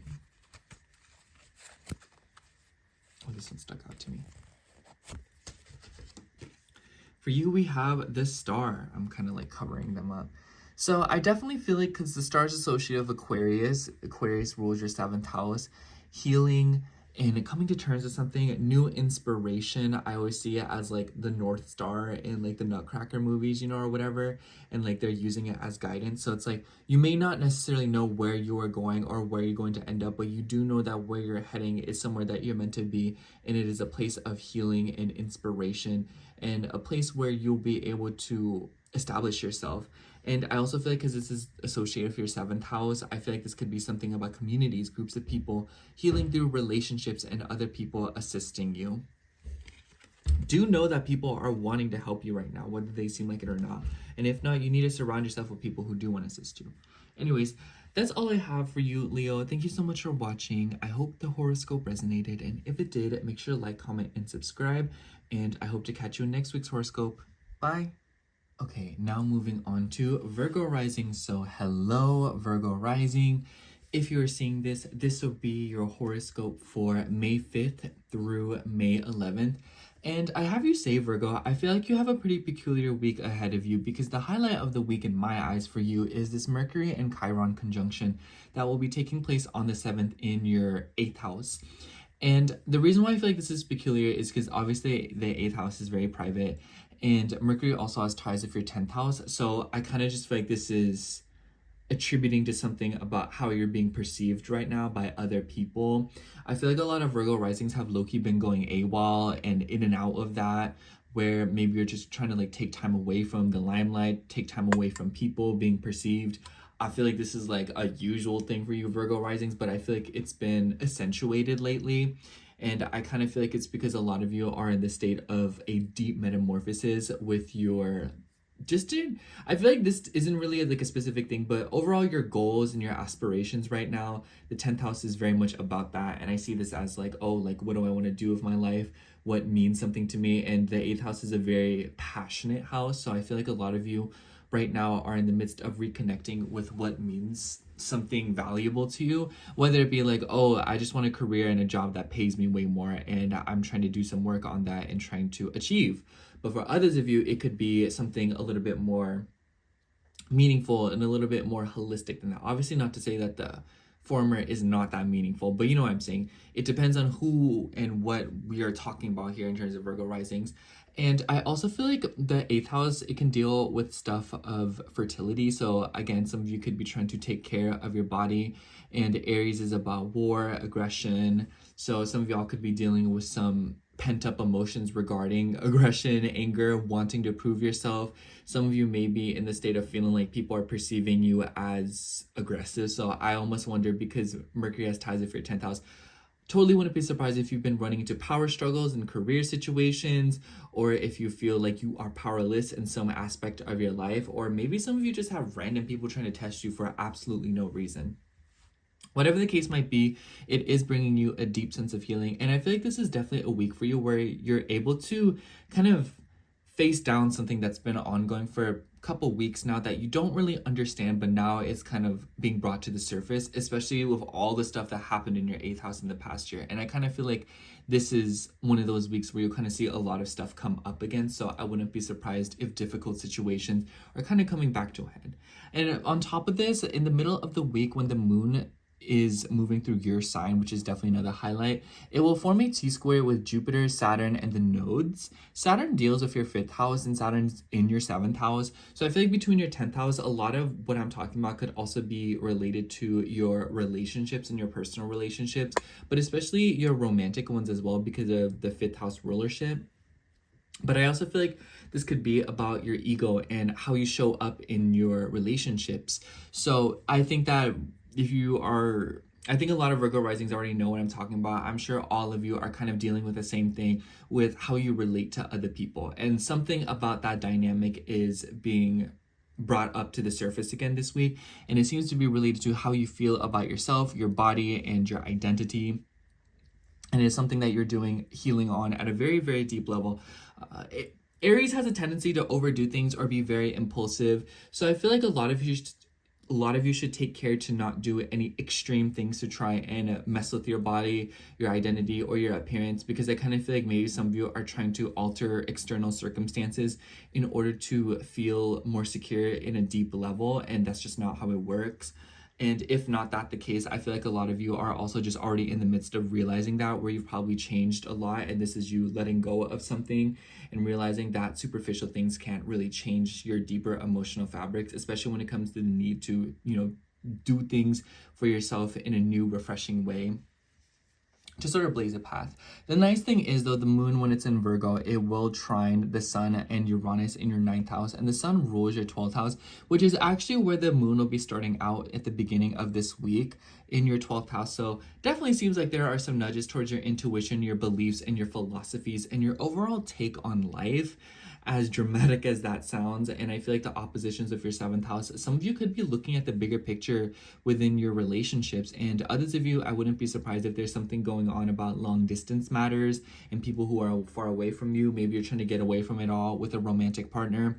But for others of you, I almost wonder if some of you are dealing with something of like moving around or having to deal with like extended family members. So I wouldn't be surprised if this weekend some of you are feeling a little bit restless or detached from your reality. It makes me think of like your home, but you don't necessarily feel at home. So some of you could definitely be dealing with an emotion like that.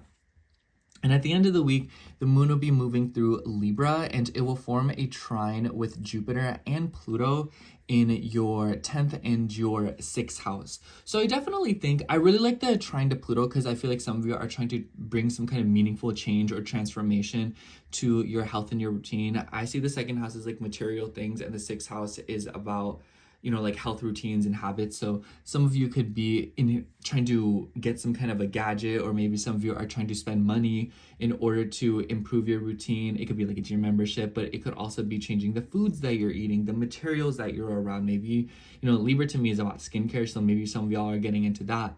But overall, I kind of feel like there is this desire to change something in your day-to-day life. And it kind of seems like there's a low-key nudge towards like cosmetic reasons, or for a reason that it's like you have to, you know, for a health situation. So, and the moon will also come into oppositions with planets in your 8th house: Neptune, Venus, Chiron, Mercury. And I definitely feel like at the end of the week, you're going to be going back and forth with something about your finances. I wouldn't be surprised if for some of you, this is about like property matters, investments, traveling, money between you, and how that's managed between you and another person. It could be that like someone owes you money, you owe them money, or you're paying some sort of a debt back, or maybe some of you are spending money on something. And I kind of feel like this is something that you're going back and forth about. I feel like it's a pretty general thing to say, but I think that at the end of the week, a lot of you are sorting something out about your finances, and something that's kind of been like long overdue to be sorted out. For others of you, I also feel like this could be about your values versus another person, and something about intimacy and relating to other people at a deeper, more meaningful level. But some of you could also be kind of dealing with something about mediation. Are you trying to keep the peace? Are you trying to be more direct and assertive? That's to me about Aries and Libra based on your values. And the trine to Jupiter, I also feel like some of y'all could be coming into like a well-paying job, or maybe some of you are raising the bar up when it comes to your career and what you want to do for work. And I think that with the trine to Pluto too, a lot of you could be just going through like changes in the workplace. So maybe there's something going on about like investments and stuff going on in the work. But overall, the 6th house to me is also about services. You would be familiar with this. And I feel like a lot of you are changing your angle in this sort of sector of your life and how you relate to other people. And as you do that, you are also changing what you offer to people and your boundaries and what is and is not comfortable for you. And I kind of feel like this is a week where you'll be doing some kind of healing in that sector of your life. Anyways, let's pull a card for you and see what we get for the week. Oh, this card stuck out to me. I'm gonna try to like cover the back. Oh, we get the star. So can you see it? Oh my gosh. Okay, so the star, I'm covering up, you know, the parts, but the star to me is definitely about healing. I forgot who else got this. I think it was Leo that got this. So literally the sign before you. I think that this is about healing, and you know, this is associated with Aquarius in your 6th house. So a lot of you could be dealing with physical healing, regulating your body, listening more to your nervous system, and paying attention to your needs a little bit more. And the star to me is also about guidance and hope. You know, I feel like a Mercury and Chiron conjunction in the 8th house, your chart ruler. Nevertheless, I kind of feel like that could be something about like feeling misguided or even lost in some area of your life. You know, Aries is the first sign of the zodiac. So I feel like a lot of you could be managing something about your internal compass, about, you know, what you feel like is important to you, and kind of getting to back to the basics in that area of your life. And to me, I always say that the star reminds me of like the North Star in movies and how they always follow the North Star. And it's like you don't really know where you're going as you're trying to get there, but you do know that where you're going is somewhere of deep purpose and fulfillment and good things. And I feel like a lot of you are trying to get to that this week, where you may not know where you're going, but you do know that your goals and something that you want to accomplish is something that means a lot to you. Anyways, that's all I have for you, Virgo. Thank you so much for watching. I hope the horoscope resonated, and if it did, make sure to like, comment, and subscribe, and I hope to catch you in next week's horoscope. Bye. All right, now moving on to Libra rising. So hello, Libra rising. If you are seeing this, this will be your horoscope for May 5th through May 11th. Honestly, Libra, I feel like a lot of you have a pretty straightforward week ahead of you, because the highlight of the week in my eyes is the Mercury and Chiron conjunction, which for you will be happening in your 7th house. And at the end of the week, we will see the moon moving through your sign, coming into oppositions with all these planets in your opposite sign. So definitely this week will put an emphasis on your relationships and matters regarding other people, your sense of balance in life. But I told this to Taurus. Taurus is experiencing this a little bit differently than you, because your chart ruler Venus will form close to no aspects besides with the moon this month. So I feel like a lot of Libra risings, a lot of you are coming down from something, especially because that Venus and Saturn conjunction that was literally going on for pretty much the entirety of April. I just know that drained out of you, if you know what I'm saying, insert curse word. And I just feel like this week is very much you coming down from that and regulating, especially because we also had that Venus and Neptune conjunction. I just know y'all are tired. I think that you should know that the energies from here on out will be a little bit more, they'll kind of graze you, but they won't necessarily hit you directly as they have been for these past few weeks. The moon will start out in Virgo in the middle of the week, which I definitely feel like the middle of the week / the second half of the week is very important, and when you'll be feeling the most energy. And the moon moving through Virgo will form a T-square with Saturn, the nodes, and Jupiter, who is in your 9th house. So it kind of seems like there's something going on here with like a 9th house theme that is kind of interfering. Seems to be related to long distance, property matters, your beliefs, your philosophies, your sense of religion, and just anything revolving around your perspectives on life. And with Saturn involved, which is the ruler of your 4th house, I feel like a lot of you could also be dealing with some kind of a living situation. It might kind of just feel like this week you're feeling like you're not in the right place at the right time ever, or it might kind of just feel like there's a lot of different locations that need you. Like you can't be in multiple places at one time is basically what I'm trying to, put down here. And especially with the stuff that was going on in your 6th house for these past few weeks, I kind of feel like this week is you kind of coming down from that and sorting that out in some way and seeing how it has affected you physically and mentally, and basically how it has manifested in your health and also your home. I definitely feel like this is one of those weeks where if you keep your home in order, you will feel in order. So make sure to take care of your space. Make sure to take care of your living situation. If everything's a mess and if everything's all over the place, this is definitely the week where you want to fight against the current and try to work with that.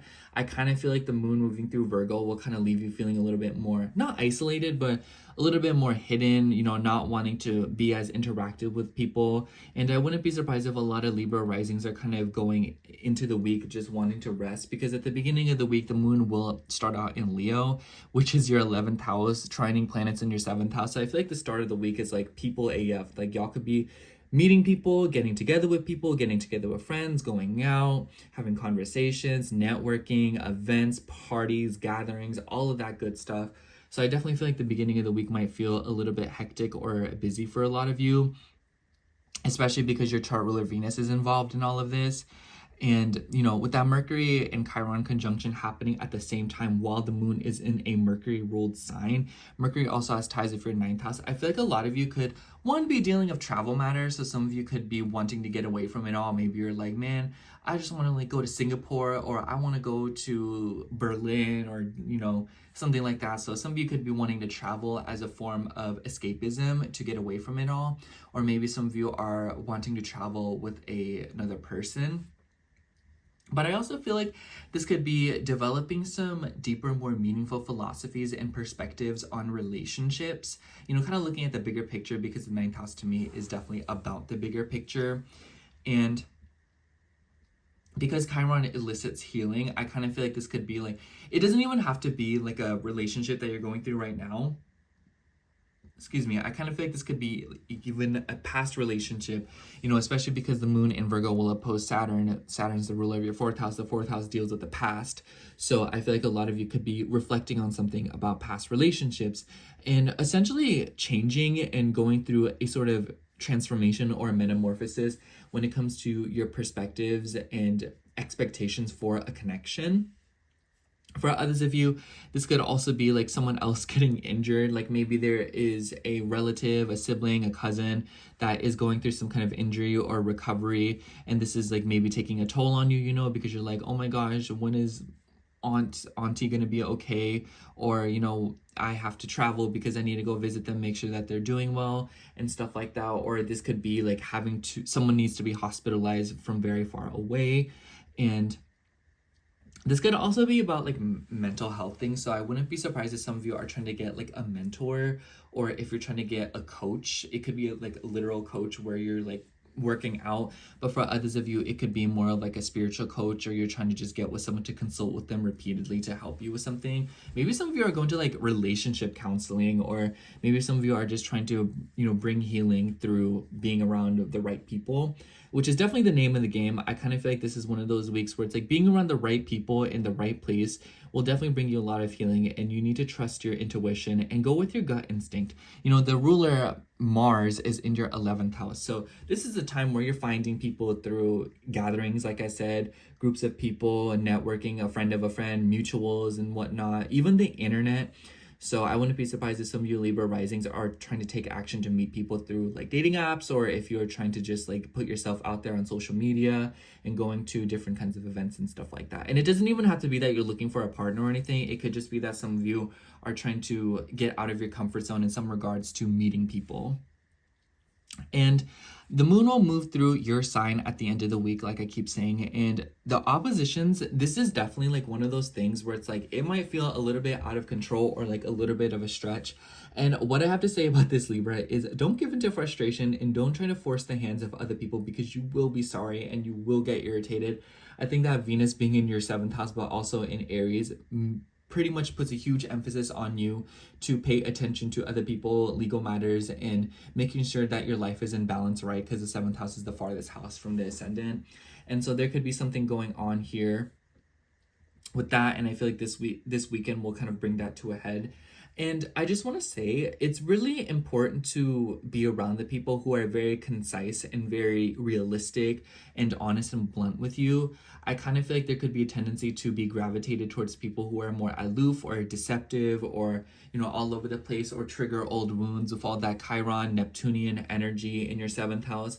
But honestly, I feel like it'll be better for you to be around people who tell you the abrasive truth as opposed to like a really pretty lie.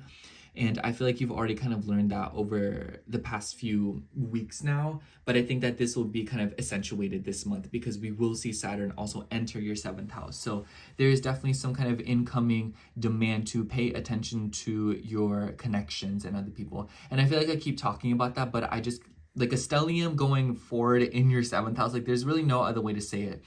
But definitely, if it's not about that, it's about getting together, something about how you deeply relate to people and how this all seems to play into how you perceive yourself. You know what I mean? It doesn't even necessarily have to be that you are focusing on others to like kindle a connection. It could be that through other people, you are learning to perceive yourself differently and change your opinion on yourself, or something about the way that other people is perceiving you is kind of like changing you. You know what I mean? Anyways, let's see what cards come out for you.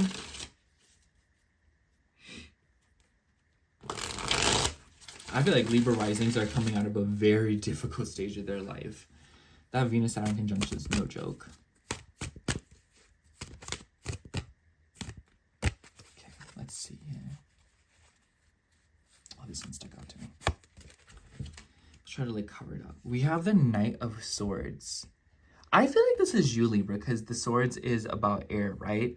So I definitely feel like this is you communicating And the Knights like to prove themselves. You know, the Knights are the kind of people who, think of like a guy who just like really wants a chance with you. They will do everything to prove themselves. That's like, it seems to be you, not in the sense like a romantic relationship, which that could be you. But for others of you, I kind of feel like this is the general theme of you're wanting to use your mind to get the circumstances in your favor, you know, communication, talking to people, ideas. This is a very impulsive and impatient card in my eyes.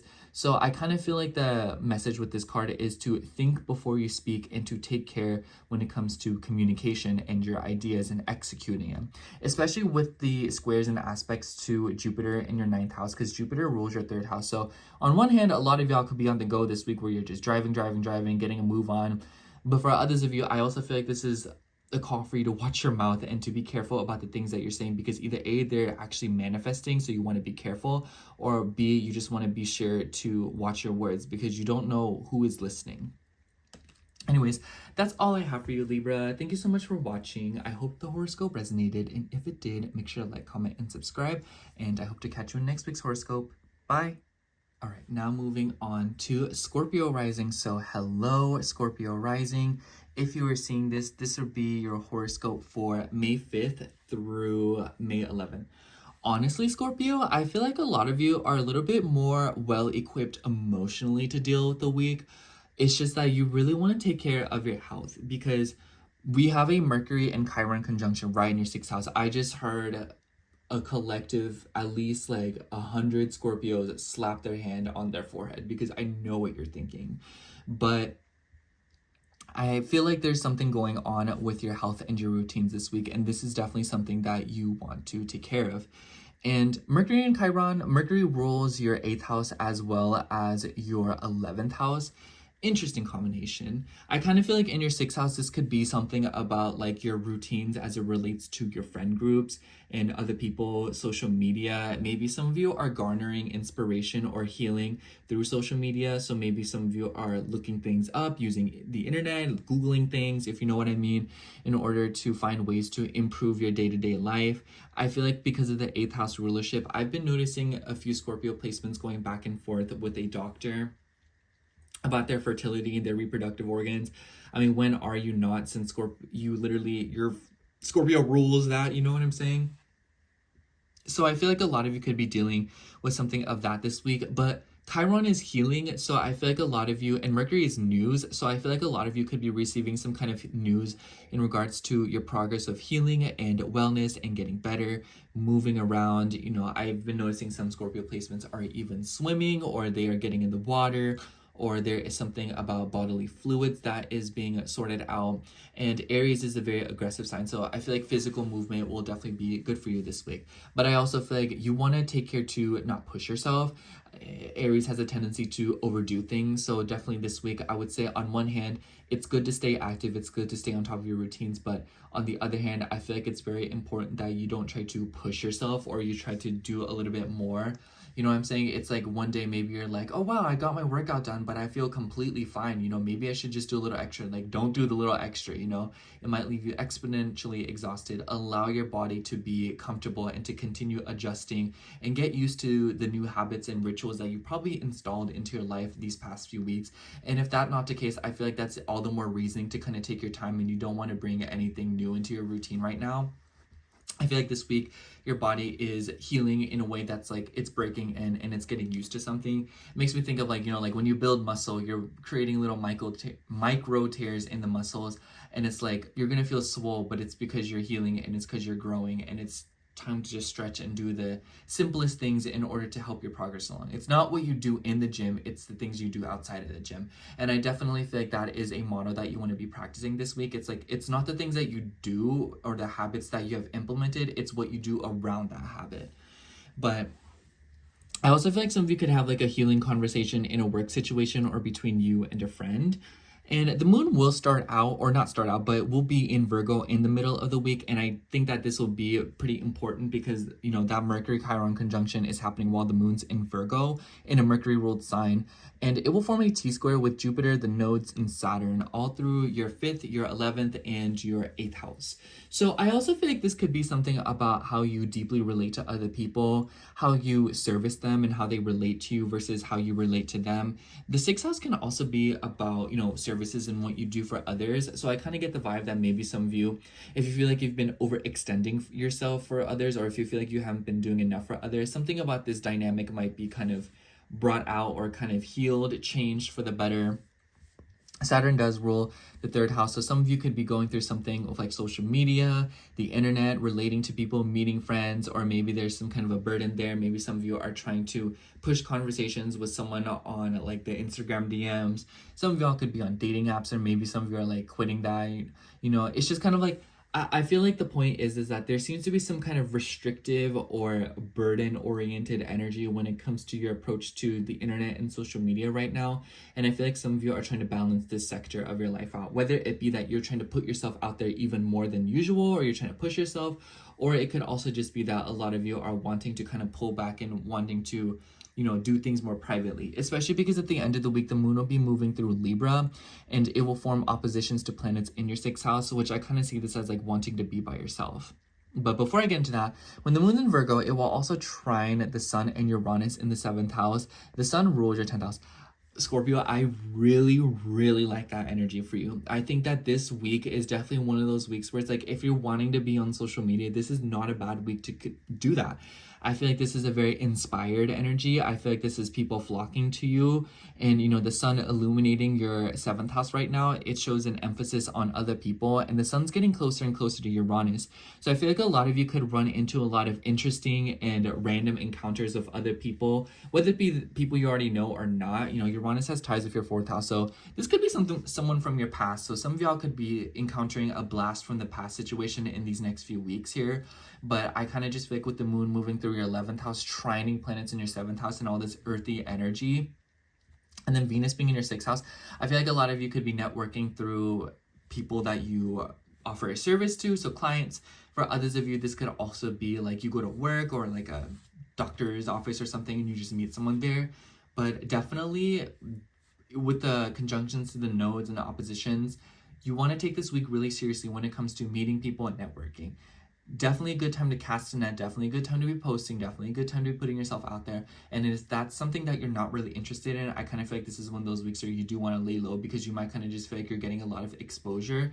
And I kind of feel like it's like something that you have to take conscious effort on, because your chart ruler Mars is in the 10th house, which is like a very exposed part of the chart. You know, it's the highest point in our chart. I know it doesn't look like here, but you know what I'm saying. So I would say just kind of look out for that, because I feel like a lot of you could be in the limelight. And then when the moon's moving through Libra, nice thing, it will trine Pluto and Jupiter from your 8th and your 4th house. The awkward thing, the oppositions to your 6th house. So I feel like something could definitely throw you off your routine and your groove this week, or there could be something going on with your relationships because of the opposition to Venus, who has rulership over your 7th and your 12th house. I feel like this could be definitely about boundaries, how you relate to people, and more so in like a routine, or maybe even like a very visceral, raw way, because that's like Aries to me. And then, you know, the ruler of Aries, Mars, is in your 10th house. So I kind of feel like a lot of you could be dealing with something of like a draining career, or maybe some of you are trying to get more serious about your deeper purpose. The 12th house is where, you know, we let things go. And I kind of feel like because the moon's moving through the 12th house and the ruler Venus is in your 6th house, I feel like a lot of you could be approaching health and wellness in a more spiritual way, or maybe some of you are trying to be more logical and analytical and pragmatic. It's just something about that, you know, where you've been more spiritual, where you've been more logical, and maybe you're trying to like find some kind of balance there. And it seems to be related to your home. I think that a lot of you could be going through some kind of major purging in a home situation, letting go of childhood difficulties, childhood traumas, if you know what I'm saying. So some of y'all could be purging something of that. Maybe something's going on in the family and you're kind of letting that go. Some of you are expanding material resources and repairing your relationship with your money and material things. And essentially, I feel like right now, a lot of you are working to become closer and more intimate with your own body in a very holistic and very well-rounded way, in the sense that you're trying to incorporate many different methods, and it's very, what's the word, eclectic. Anyways, let me see what comes out for you for the week.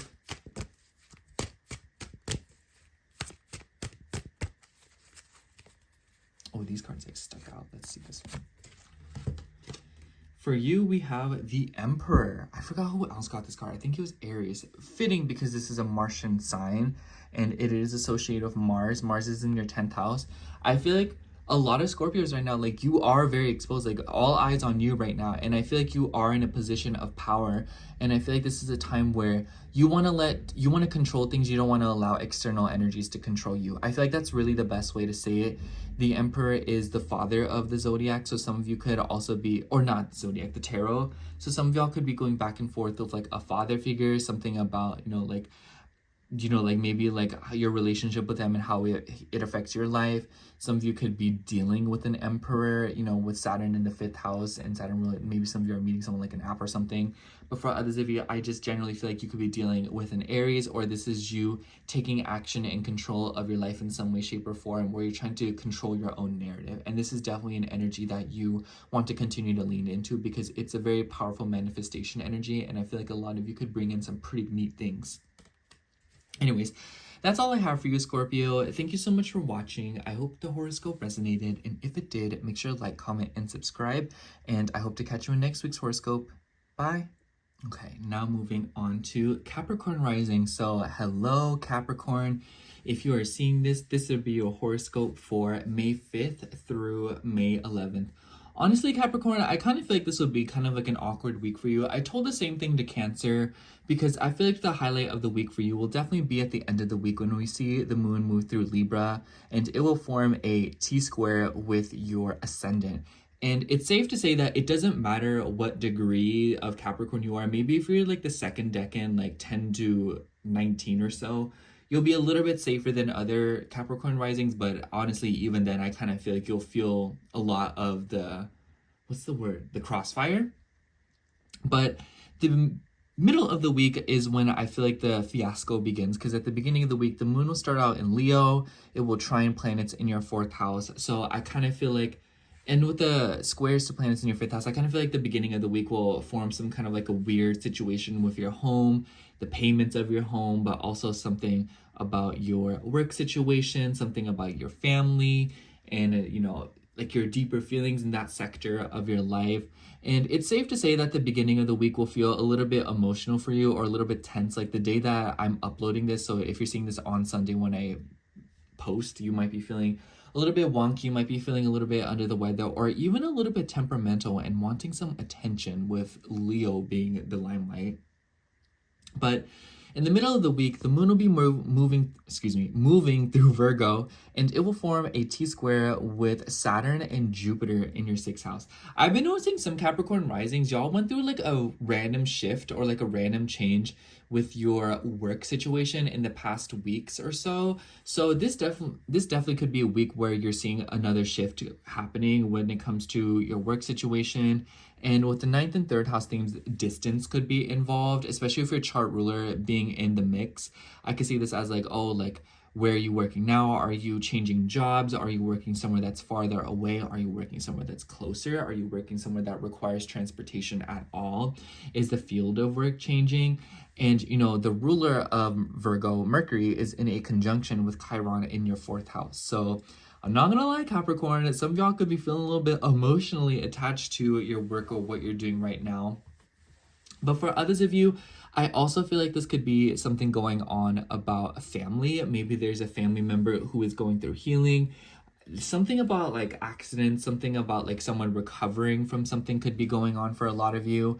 And I also think that because Mercury has rulership over your 9th house, this could be like extended family or cousins that you're hearing about. And on one hand, it could be like maybe someone in the home or something is like getting, like they got injured and they're like healing from it this week. Or it could be something about like hospitalization at the home. But for others of you, I also feel like this could be something of like an animal or a pet because of the rulership of the 6th house of Mercury. So take care of your animals this week, protect their heads, make sure they're not getting into any trouble.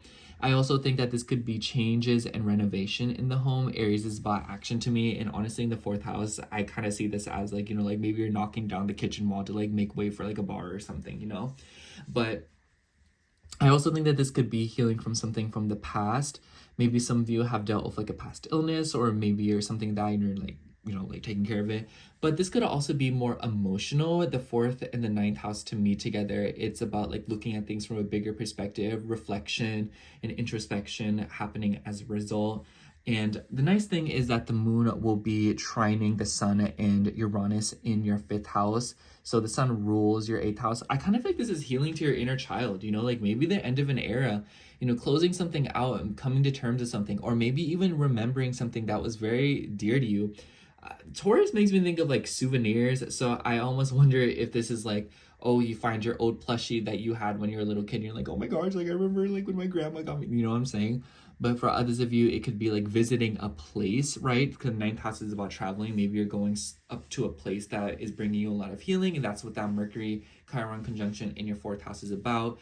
You know, Mercury is about news and communication. So I feel like this week, news and healing and triggers will be a result of news communication.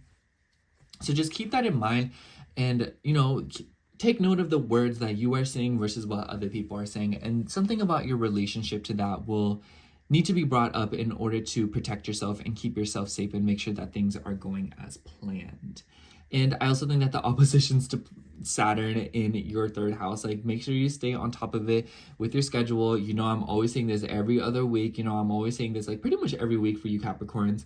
But, you know, like I feel like a lot of you could be driving, moving around, and you're just like tired, you know, like, oh, I don't want to drive. I don't want to go here. I don't want to do that. I have to go to this appointment. I have to go here. And then my cousin invited me to a birthday party. And then, you know, my aunt is asking me to drive her to the doctor. And then I got to go get something from the store because I wanted to make this tonight, but I don't have everything that I need and I don't want to do it. So a lot of you could be dealing with something like that. So make sure you fit in time for rest and make sure to take care of your routine. Otherwise, you might be in this predicament where you're draining yourself. And then at the end of the week, the moon will be moving through Libra. And I definitely think that this is when the burners will get turned on, because the moon is going to oppose Neptune, Venus, Chiron, and Mercury, all in your 4th house. Venus rules your 5th as well as your 10th house. So a lot of you could be dealing with something about children. Maybe there's like extended family, like having kids or something, or maybe you are deeply considering having children. For others of you, I also feel like this could be something about your career and your home life balance, something about authority figures, especially revolving around like a woman because of Venus. But I also feel like this could be something about where, like, how you are being perceived and how you're being put out there right now. I kind of feel like because the 4th house is very personal, the 10th house is very much like what we put out into the world and what we want to be seen as, or what we are seen as, and the ruler being in the 4th. It might kind of just feel like a lot of you are in the sense of like rebalancing something, you know, being more truthful and being more raw with people. I kind of see this as like the person who like posts on social media like the same old, and then one day they decide to open about their more difficult emotions and stuff that's going on. So I definitely see a lot of Capricorn placements, or in risings especially, kind of going through this week wanting to be a little bit more open and a little bit more honest about the things that have happened to them, or maybe you're just like going through an episode where you just start oversharing. The nice thing is that the moon moving through Libra will trine Jupiter in your 6th house as well as Pluto in your 2nd house. So changes and transformations to your values and it, you know, working in mutual reception with your finances and your career.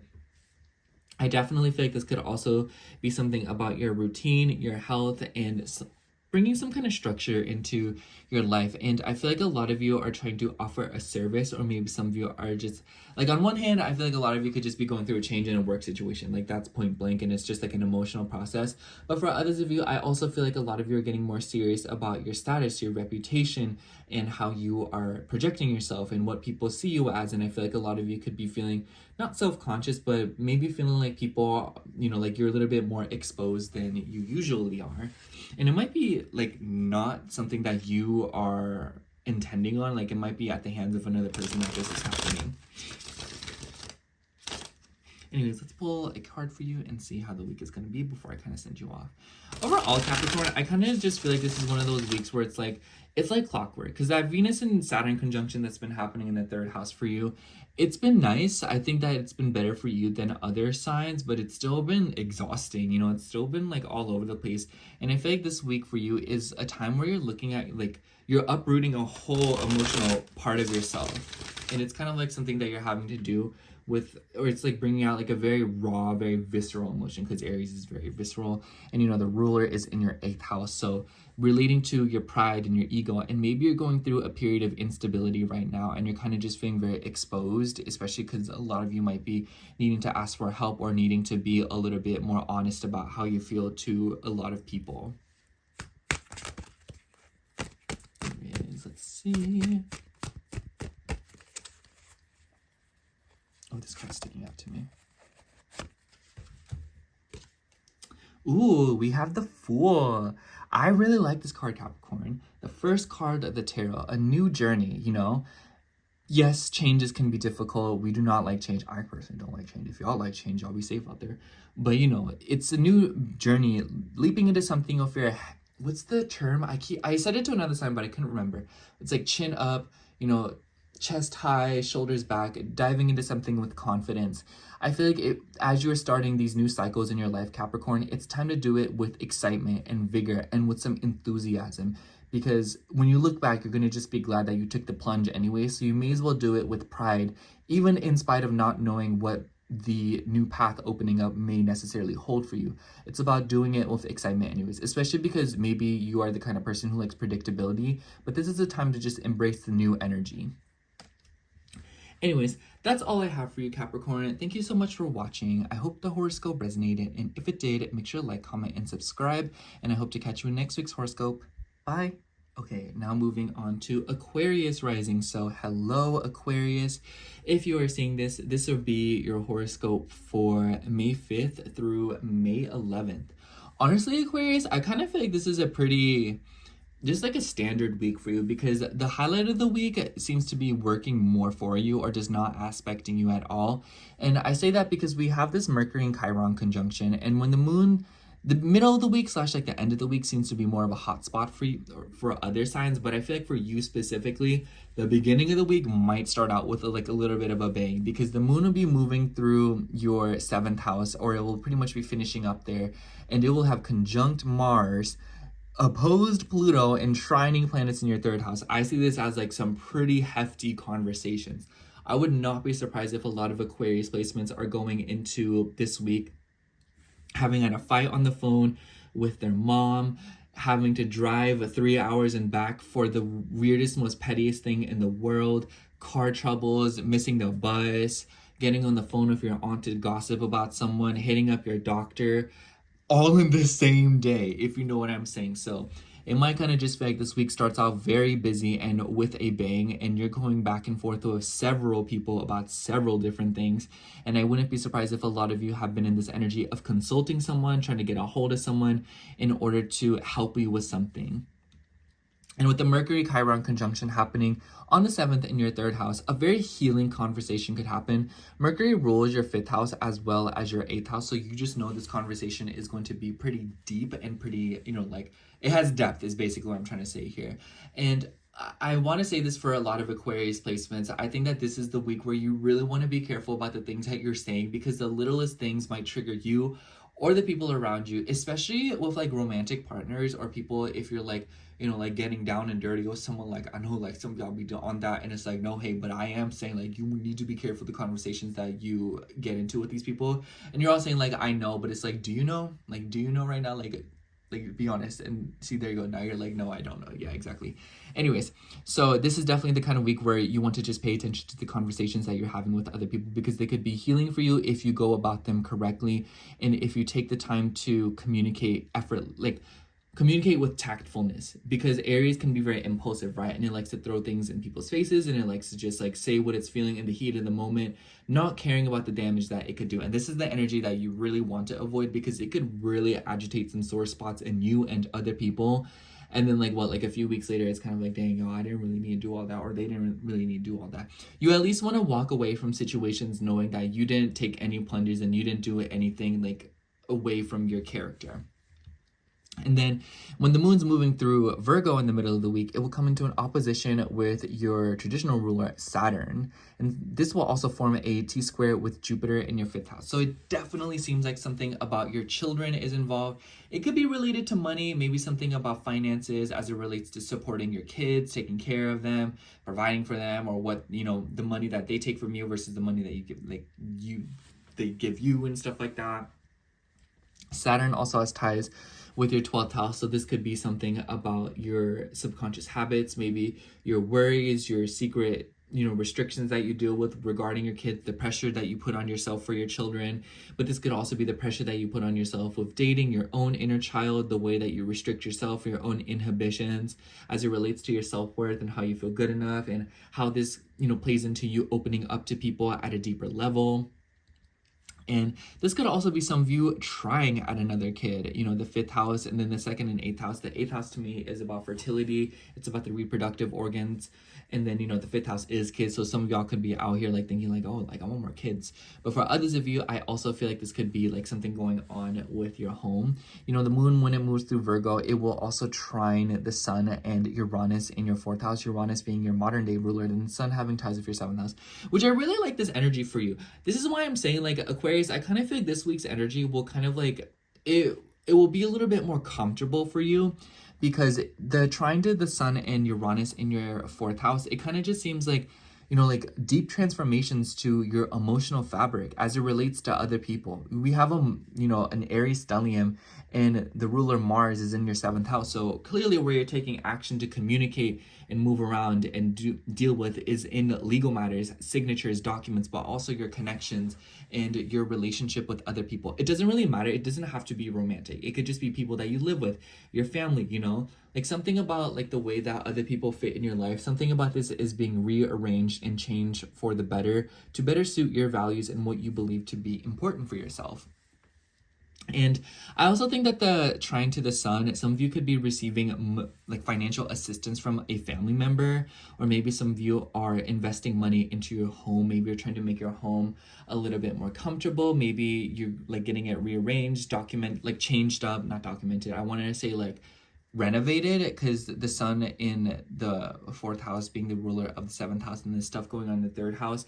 I see this as like maybe you're hitting up like people to, you know, like knock down stuff in the house and like change it up or like refurbish it. So maybe some of you are in the middle of that. Taurus is like material things. So some of y'all could be out here decorating the home, making it look all cute and stuff like that. And the 8th house to me is also about like money. So maybe some of you are dealing with some kind of like a legal matter with like leases, paying off something with a home or living situation. Maybe some of you are trying to invest money or buy property and stuff like that. For others of you, I also feel like this could be like if you own properties, if you own land, this might be a particular, what's the word? I just feel like it's not a bad week to do stuff like that, or it's just kind of like one of those weeks where you'll notice movement in that sector of your life, especially if you do stuff like crypto as well. I think that the middle / like the beginning of this week, not a bad time to do that. I think the beginning of this week with the trines to planets in your 3rd house, good time to take action with like communications and working with other people. But the end of the week, when the moon's moving through Libra, it will form oppositions to planets in your 3rd house, which is a little bit of an awkward energy to have conversations, talking to people about your beliefs. This weekend, do not have conversations with people about like politics and religion. It will get on your nerves, I feel. It usually does get on your nerves, but I feel like this weekend is especially not such a great time to do that. The nice thing is though, the moon will be trining Jupiter in your 5th house and also Pluto in your 1st house. So it definitely changes, transformations. I feel like this could be like gatherings, you know, Jupiter's association with the 11th house. So some of y'all could be going to like a date. For others of you, it could be like a gathering, a group of people, a party, celebration, or something like that. And maybe this is like you like driving around, moving around, getting into contact with people. Very fun energy. I feel like this weekend will be like fun for you. And, you know, maybe it'll just be one of those weekends where it's like you go to a party and there is a little bit of that, I can't really say it, but like F word and then the A word, you know, AS, and then like, you know what I'm saying? Like FA energy. Does that, like, did that come off right? I don't know. I just don't want YouTube to, like, get on my case. But anyways, let me start shuffling the cards as I continue talking. I kind of just feel like Aquarius, like, this is like a week for you where you seem to be rearranging something with like your health, something about your education, getting on top of it with like learning something new, and just more curious. I think when planets move through the third house, you get very busy, like, you know, running errands, getting stuff done, consulting people. But I also see this as, you know, like being curious, wanting to learn, wanting to move about. And with, you know, the ruler being in your 7th house, I feel like this is about learning through other people, you know, sitting one-on-one with somebody in order to gain new information, having meaningful conversations, and being excited by getting to know people and meeting people. And maybe through like social gatherings or like apps and stuff like that. But overall, I also feel like this could be a week for you where you are going through some changes with grounding yourself and becoming more connected with your physical body and earthly existence.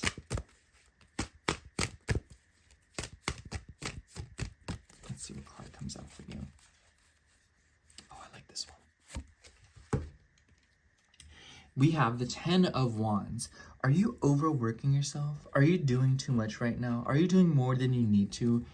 I definitely think that with the moon being your 6th house ruler, I feel like this could be one of those weeks where you're pushing yourself and you're doing a little bit too much and you're doing more than you need to. The good news is that the 10 of Wands is the end of our journey. It is the end of the wand suit. So it's kind of like, you know, manifestation of like good ideas that you have now turning into responsibility. You know, like you want to be a content creator, and then at the end of it, you know, it's like, oh, like now you're having to make like 5-10 videos a week, and at that point, is it like as enjoyable as when you first started, you know? So it's kind of like that. So it might just be like a lot of intentions and dreams that you have set for yourself and things that you want to accomplish are now responsibilities, and now it's about tending to those sectors of your life and making sure to manage your new restrictions, responsibilities, things that you need to get done.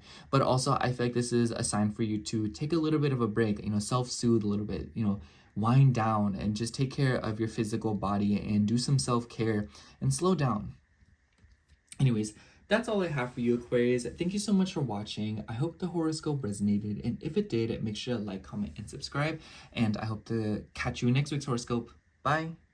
Okay, now moving on to Pisces rising. So hello, Pisces rising. If you're seeing this, this will be your horoscope for May 5th through May 11th.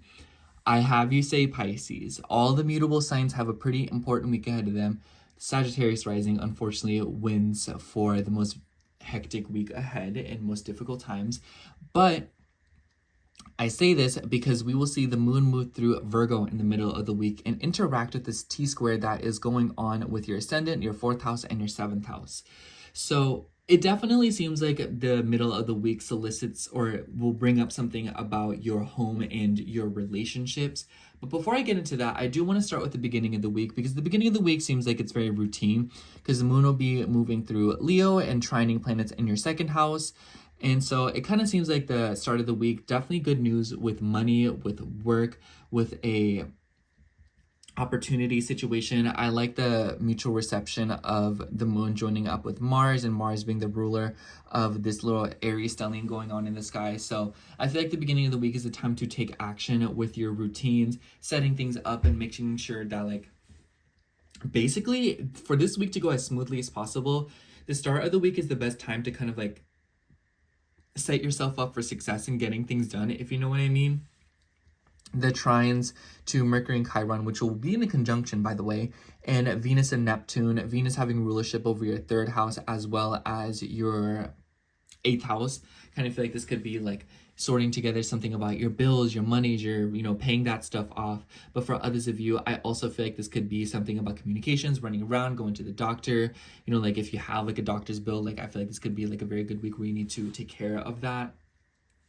But the squares to planets in your 3rd house, I would say the start of the week, take care when it comes to like driving, your schedules, your routines. There could definitely be some kind of a mix-up going on, so I would just be wary of that. So start of the week, don't overpack it. You want to make sure that things are kind of like spread out evenly, and you want to make sure that you pace yourself. This is not the week where you want one end of the week to be top heavy, where it's like, oh, the beginning of the week you're not doing much, and then the end of the week you're getting everything done. You know, this is definitely a week where you don't want to procrastinate, and you want to make sure you stay on top of it so that things kind of flow as smoothly as possible. And then in the middle of the week, when the moon's moving through Virgo, we will see Mercury, the ruler of Virgo, come into a conjunction with Chiron in your second house. I feel like this could be healing revolving around your relationship with money. And because Mercury has ties with your fourth house, I also feel like this could be something about your home, your family, your self-worth. You know, it could be a lot of childhood stuff coming up. That's why I kind of see it as, you know, if there's things that happened throughout your childhood that made you not feel good enough, or things that made you feel even worthless, or feeling like you constantly have to fight to prove yourself, or do things, or like fight up against the hill in order to show like, yeah, like I'm good enough, I'm worthy. And it's like constantly being in the cycle of trying to get into a battle or some kind of like a tiff in order to feel like, you know, things are the way that you want them, like things are the way that you want them to be, and that you are the person that you want to be. And it's like, you really don't need to do any of that. Like, you are good enough as is. And I feel like the healing is coming through something of that. And the ruler Mars is in your sixth house. So I also feel like this could be healing to your physical body. The second and sixth house to me is about your diet and your food. So some of you could be changing up something about your food and the things that you eat. Aries makes me think of like spicy food, so just like be careful of that. I also think that this could be something about like working out. Maybe some of you are trying to get more physically active. Maybe some of you are trying to move around, or even do like a detox, because Mars to me is about like detoxing, and like something about like energy drinks and caffeine. So some of you could be in the midst of clearing something up like that, maybe taking care of stuff of like addictions, especially if your eighth house ruler being in the second house. I feel like the eighth house ruler being in the second house could be like revealing things to you through like other people. But anyways, when the moon will be moving through Virgo, forming this T-square of Jupiter and Saturn. Saturn, who rules your 11th house, and Jupiter is your chart ruler aside from Neptune. So I kind of feel like this is definitely like, once again, another nudge towards your relationships. Some of you could be going through like some kind of a legal matter revolving like a living situation. So, you know, Saturn rules your 11th house, so maybe some of you are going back and forth of like a foundation or a group of people. It could be like maybe you're trying to hit someone up to get money for something, or maybe this is something about like a career situation as well, since Jupiter has ties with your 10th house. For others of you, this could be something about your restrictions and burdens to your home. Maybe some of y'all are just like gathering like a house party. This is like a bunch of people coming over. But I have been noticing like Pisces placements are like low-key not trying to be home right now. So I feel like a lot of you could be dealing with something like that, where it's kind of like you feel very jittery, or you feel very skittish, where you're kind of just trying to get a move on it and you're trying to like do stuff. So I would say definitely in the middle of the week you want to take care, because there could be something going down with like you and another person, with like a home situation. So if you live with someone, or if you have roommates, or if you have family, you know, even if you live with them or not, there could be something going on, especially when it comes to like the future, because Saturn being the 11th house ruler, the 11th house is about the future, and it makes me think of like looking at things far ahead even though they haven't happened yet. So this could definitely cause some like overthinking, so I would take care. The nice thing is though, when the moon's moving through Virgo, it will form a trine with the sun and Uranus in your third house. Pretty nice energy. The sun rules your sixth house, and I feel like this could be like, lean onto others to help you, you know, like if you're feeling overwhelmed with life, you know, it's like you're gonna ask someone like, hey, like, can you like come over and like, you know, fold my clothes for me? Or this could be like another person, maybe even like a sibling or like a coworker assisting you, where it's like, oh no, you're good, girl, like I know how it be, like I'll take your shift this day and then you can take my shift this day, you know. It's like, no, it's no biggie. It's like people want to help you right now, Pisces, and this is definitely an energy you want to lean into. Don't focus so much on the sectors of your life where people are maybe not so willing to assist you, because there are little ways that people are wanting to help you make your life a little bit easier. And honestly, as a Pisces rising, this is probably like, it counts, because like y'all be out here overwhelmed by the fact that you have to fold clothes and clean the bathroom, you know. So it's like maybe someone's willing to come over and fold your clothes with you and like spend some time with you and help you out. So it's like something like that could be happening. And because the moon will be moving through Virgo, and then you know, the ruler Mercury is in your second house, it could be like someone's receiving news about like a financial situation, or like even like a legal matter. Anyways, it could be something that like heals you and makes you feel like a lot better. So it's like, anyways, The moon will move through Libra at the end of the week and come into oppositions with planets in your second house. But it will trine Jupiter in your fourth house as well as Pluto in your 12th house. I feel like financially, Pisces, there's definitely something going on this weekend, but I feel like it's working in your favor and it seems to be related to like your home living situation. So if you've been concerned about something about like the funding of like your rent or something about like a property or even like a legal matter, I feel like this week something about that will get sorted out, especially because next week we will see a full moon in Scorpio. But I kind of just feel like for others of you, this could be like deep transformation to your inner emotional fabric through conversations with people, through changing your values, and through looking at yourself from a different perspective and a different lens.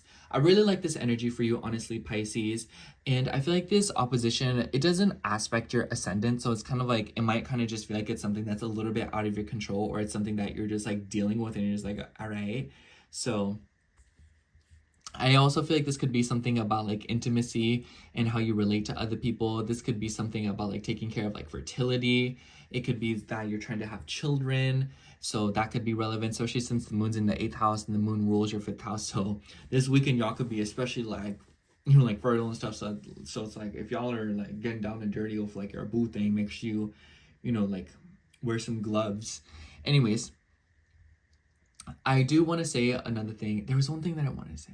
I feel like this week for you, Pisces, it's just like one of those weeks where you're busy and you're getting a move on. Your 6th house ruler is in the 3rd house. So I think that for a while now, you guys are just going to be moving around, getting things done, talking to people, getting conversations done. And anytime you receive like a roadblock or anything, you really want to move around that and look to the people who are willing to assist you and give you a hand. You don't want to focus on things that are not working out right now. And obviously that's just like a given as always. But I feel like this week, there will be a tendency with all this Aries energy in the sky to kind of force things and try to make things work in a specific way, when that's just not how it works right now. I also feel like a lot of you could be feeling like a little bit spend crazy with that Venus and Neptune conjunction that happened in your 2nd house. Some of y'all could be out here like, ooh, what's this? Ooh, what's that? You know, like going spend crazy. So keep an eye on that. You know, you don't want to spend too much this week, because I kind of feel like this Libra and Aries 2nd house and 8th house opposition could definitely manifest as like, ooh, y'all, I went a little too crazy. Let me see. Oh, this one stuck out to me. For you, we have the Page of Pentacles. Yeah. What do you want right now, Pisces? Who else got this card? I forgot who it was. But the Page of Pentacles, to me, it makes me think of like a kid walking into a candy store, you know, wanting something. And this doesn't necessarily have to be related to material things. It could very much be about the things that you want to invest in right now, you know? Are you going through like, I see some Pisces placements going through a rebrand. It might just be that you are wanting to change something for the better, in the sense that you're wanting to take small, meaningful, and slow action to slowly change something around. Maybe some of you are reluctant or even wanting to commit to something right now, and it could be related to the material realm. Anyways, that's all I have for you, Pisces. Thank you so much for watching. I hope the horoscope resonated, and if it did, make sure to like, comment, and subscribe, and I hope to catch you in next week's horoscope. Bye.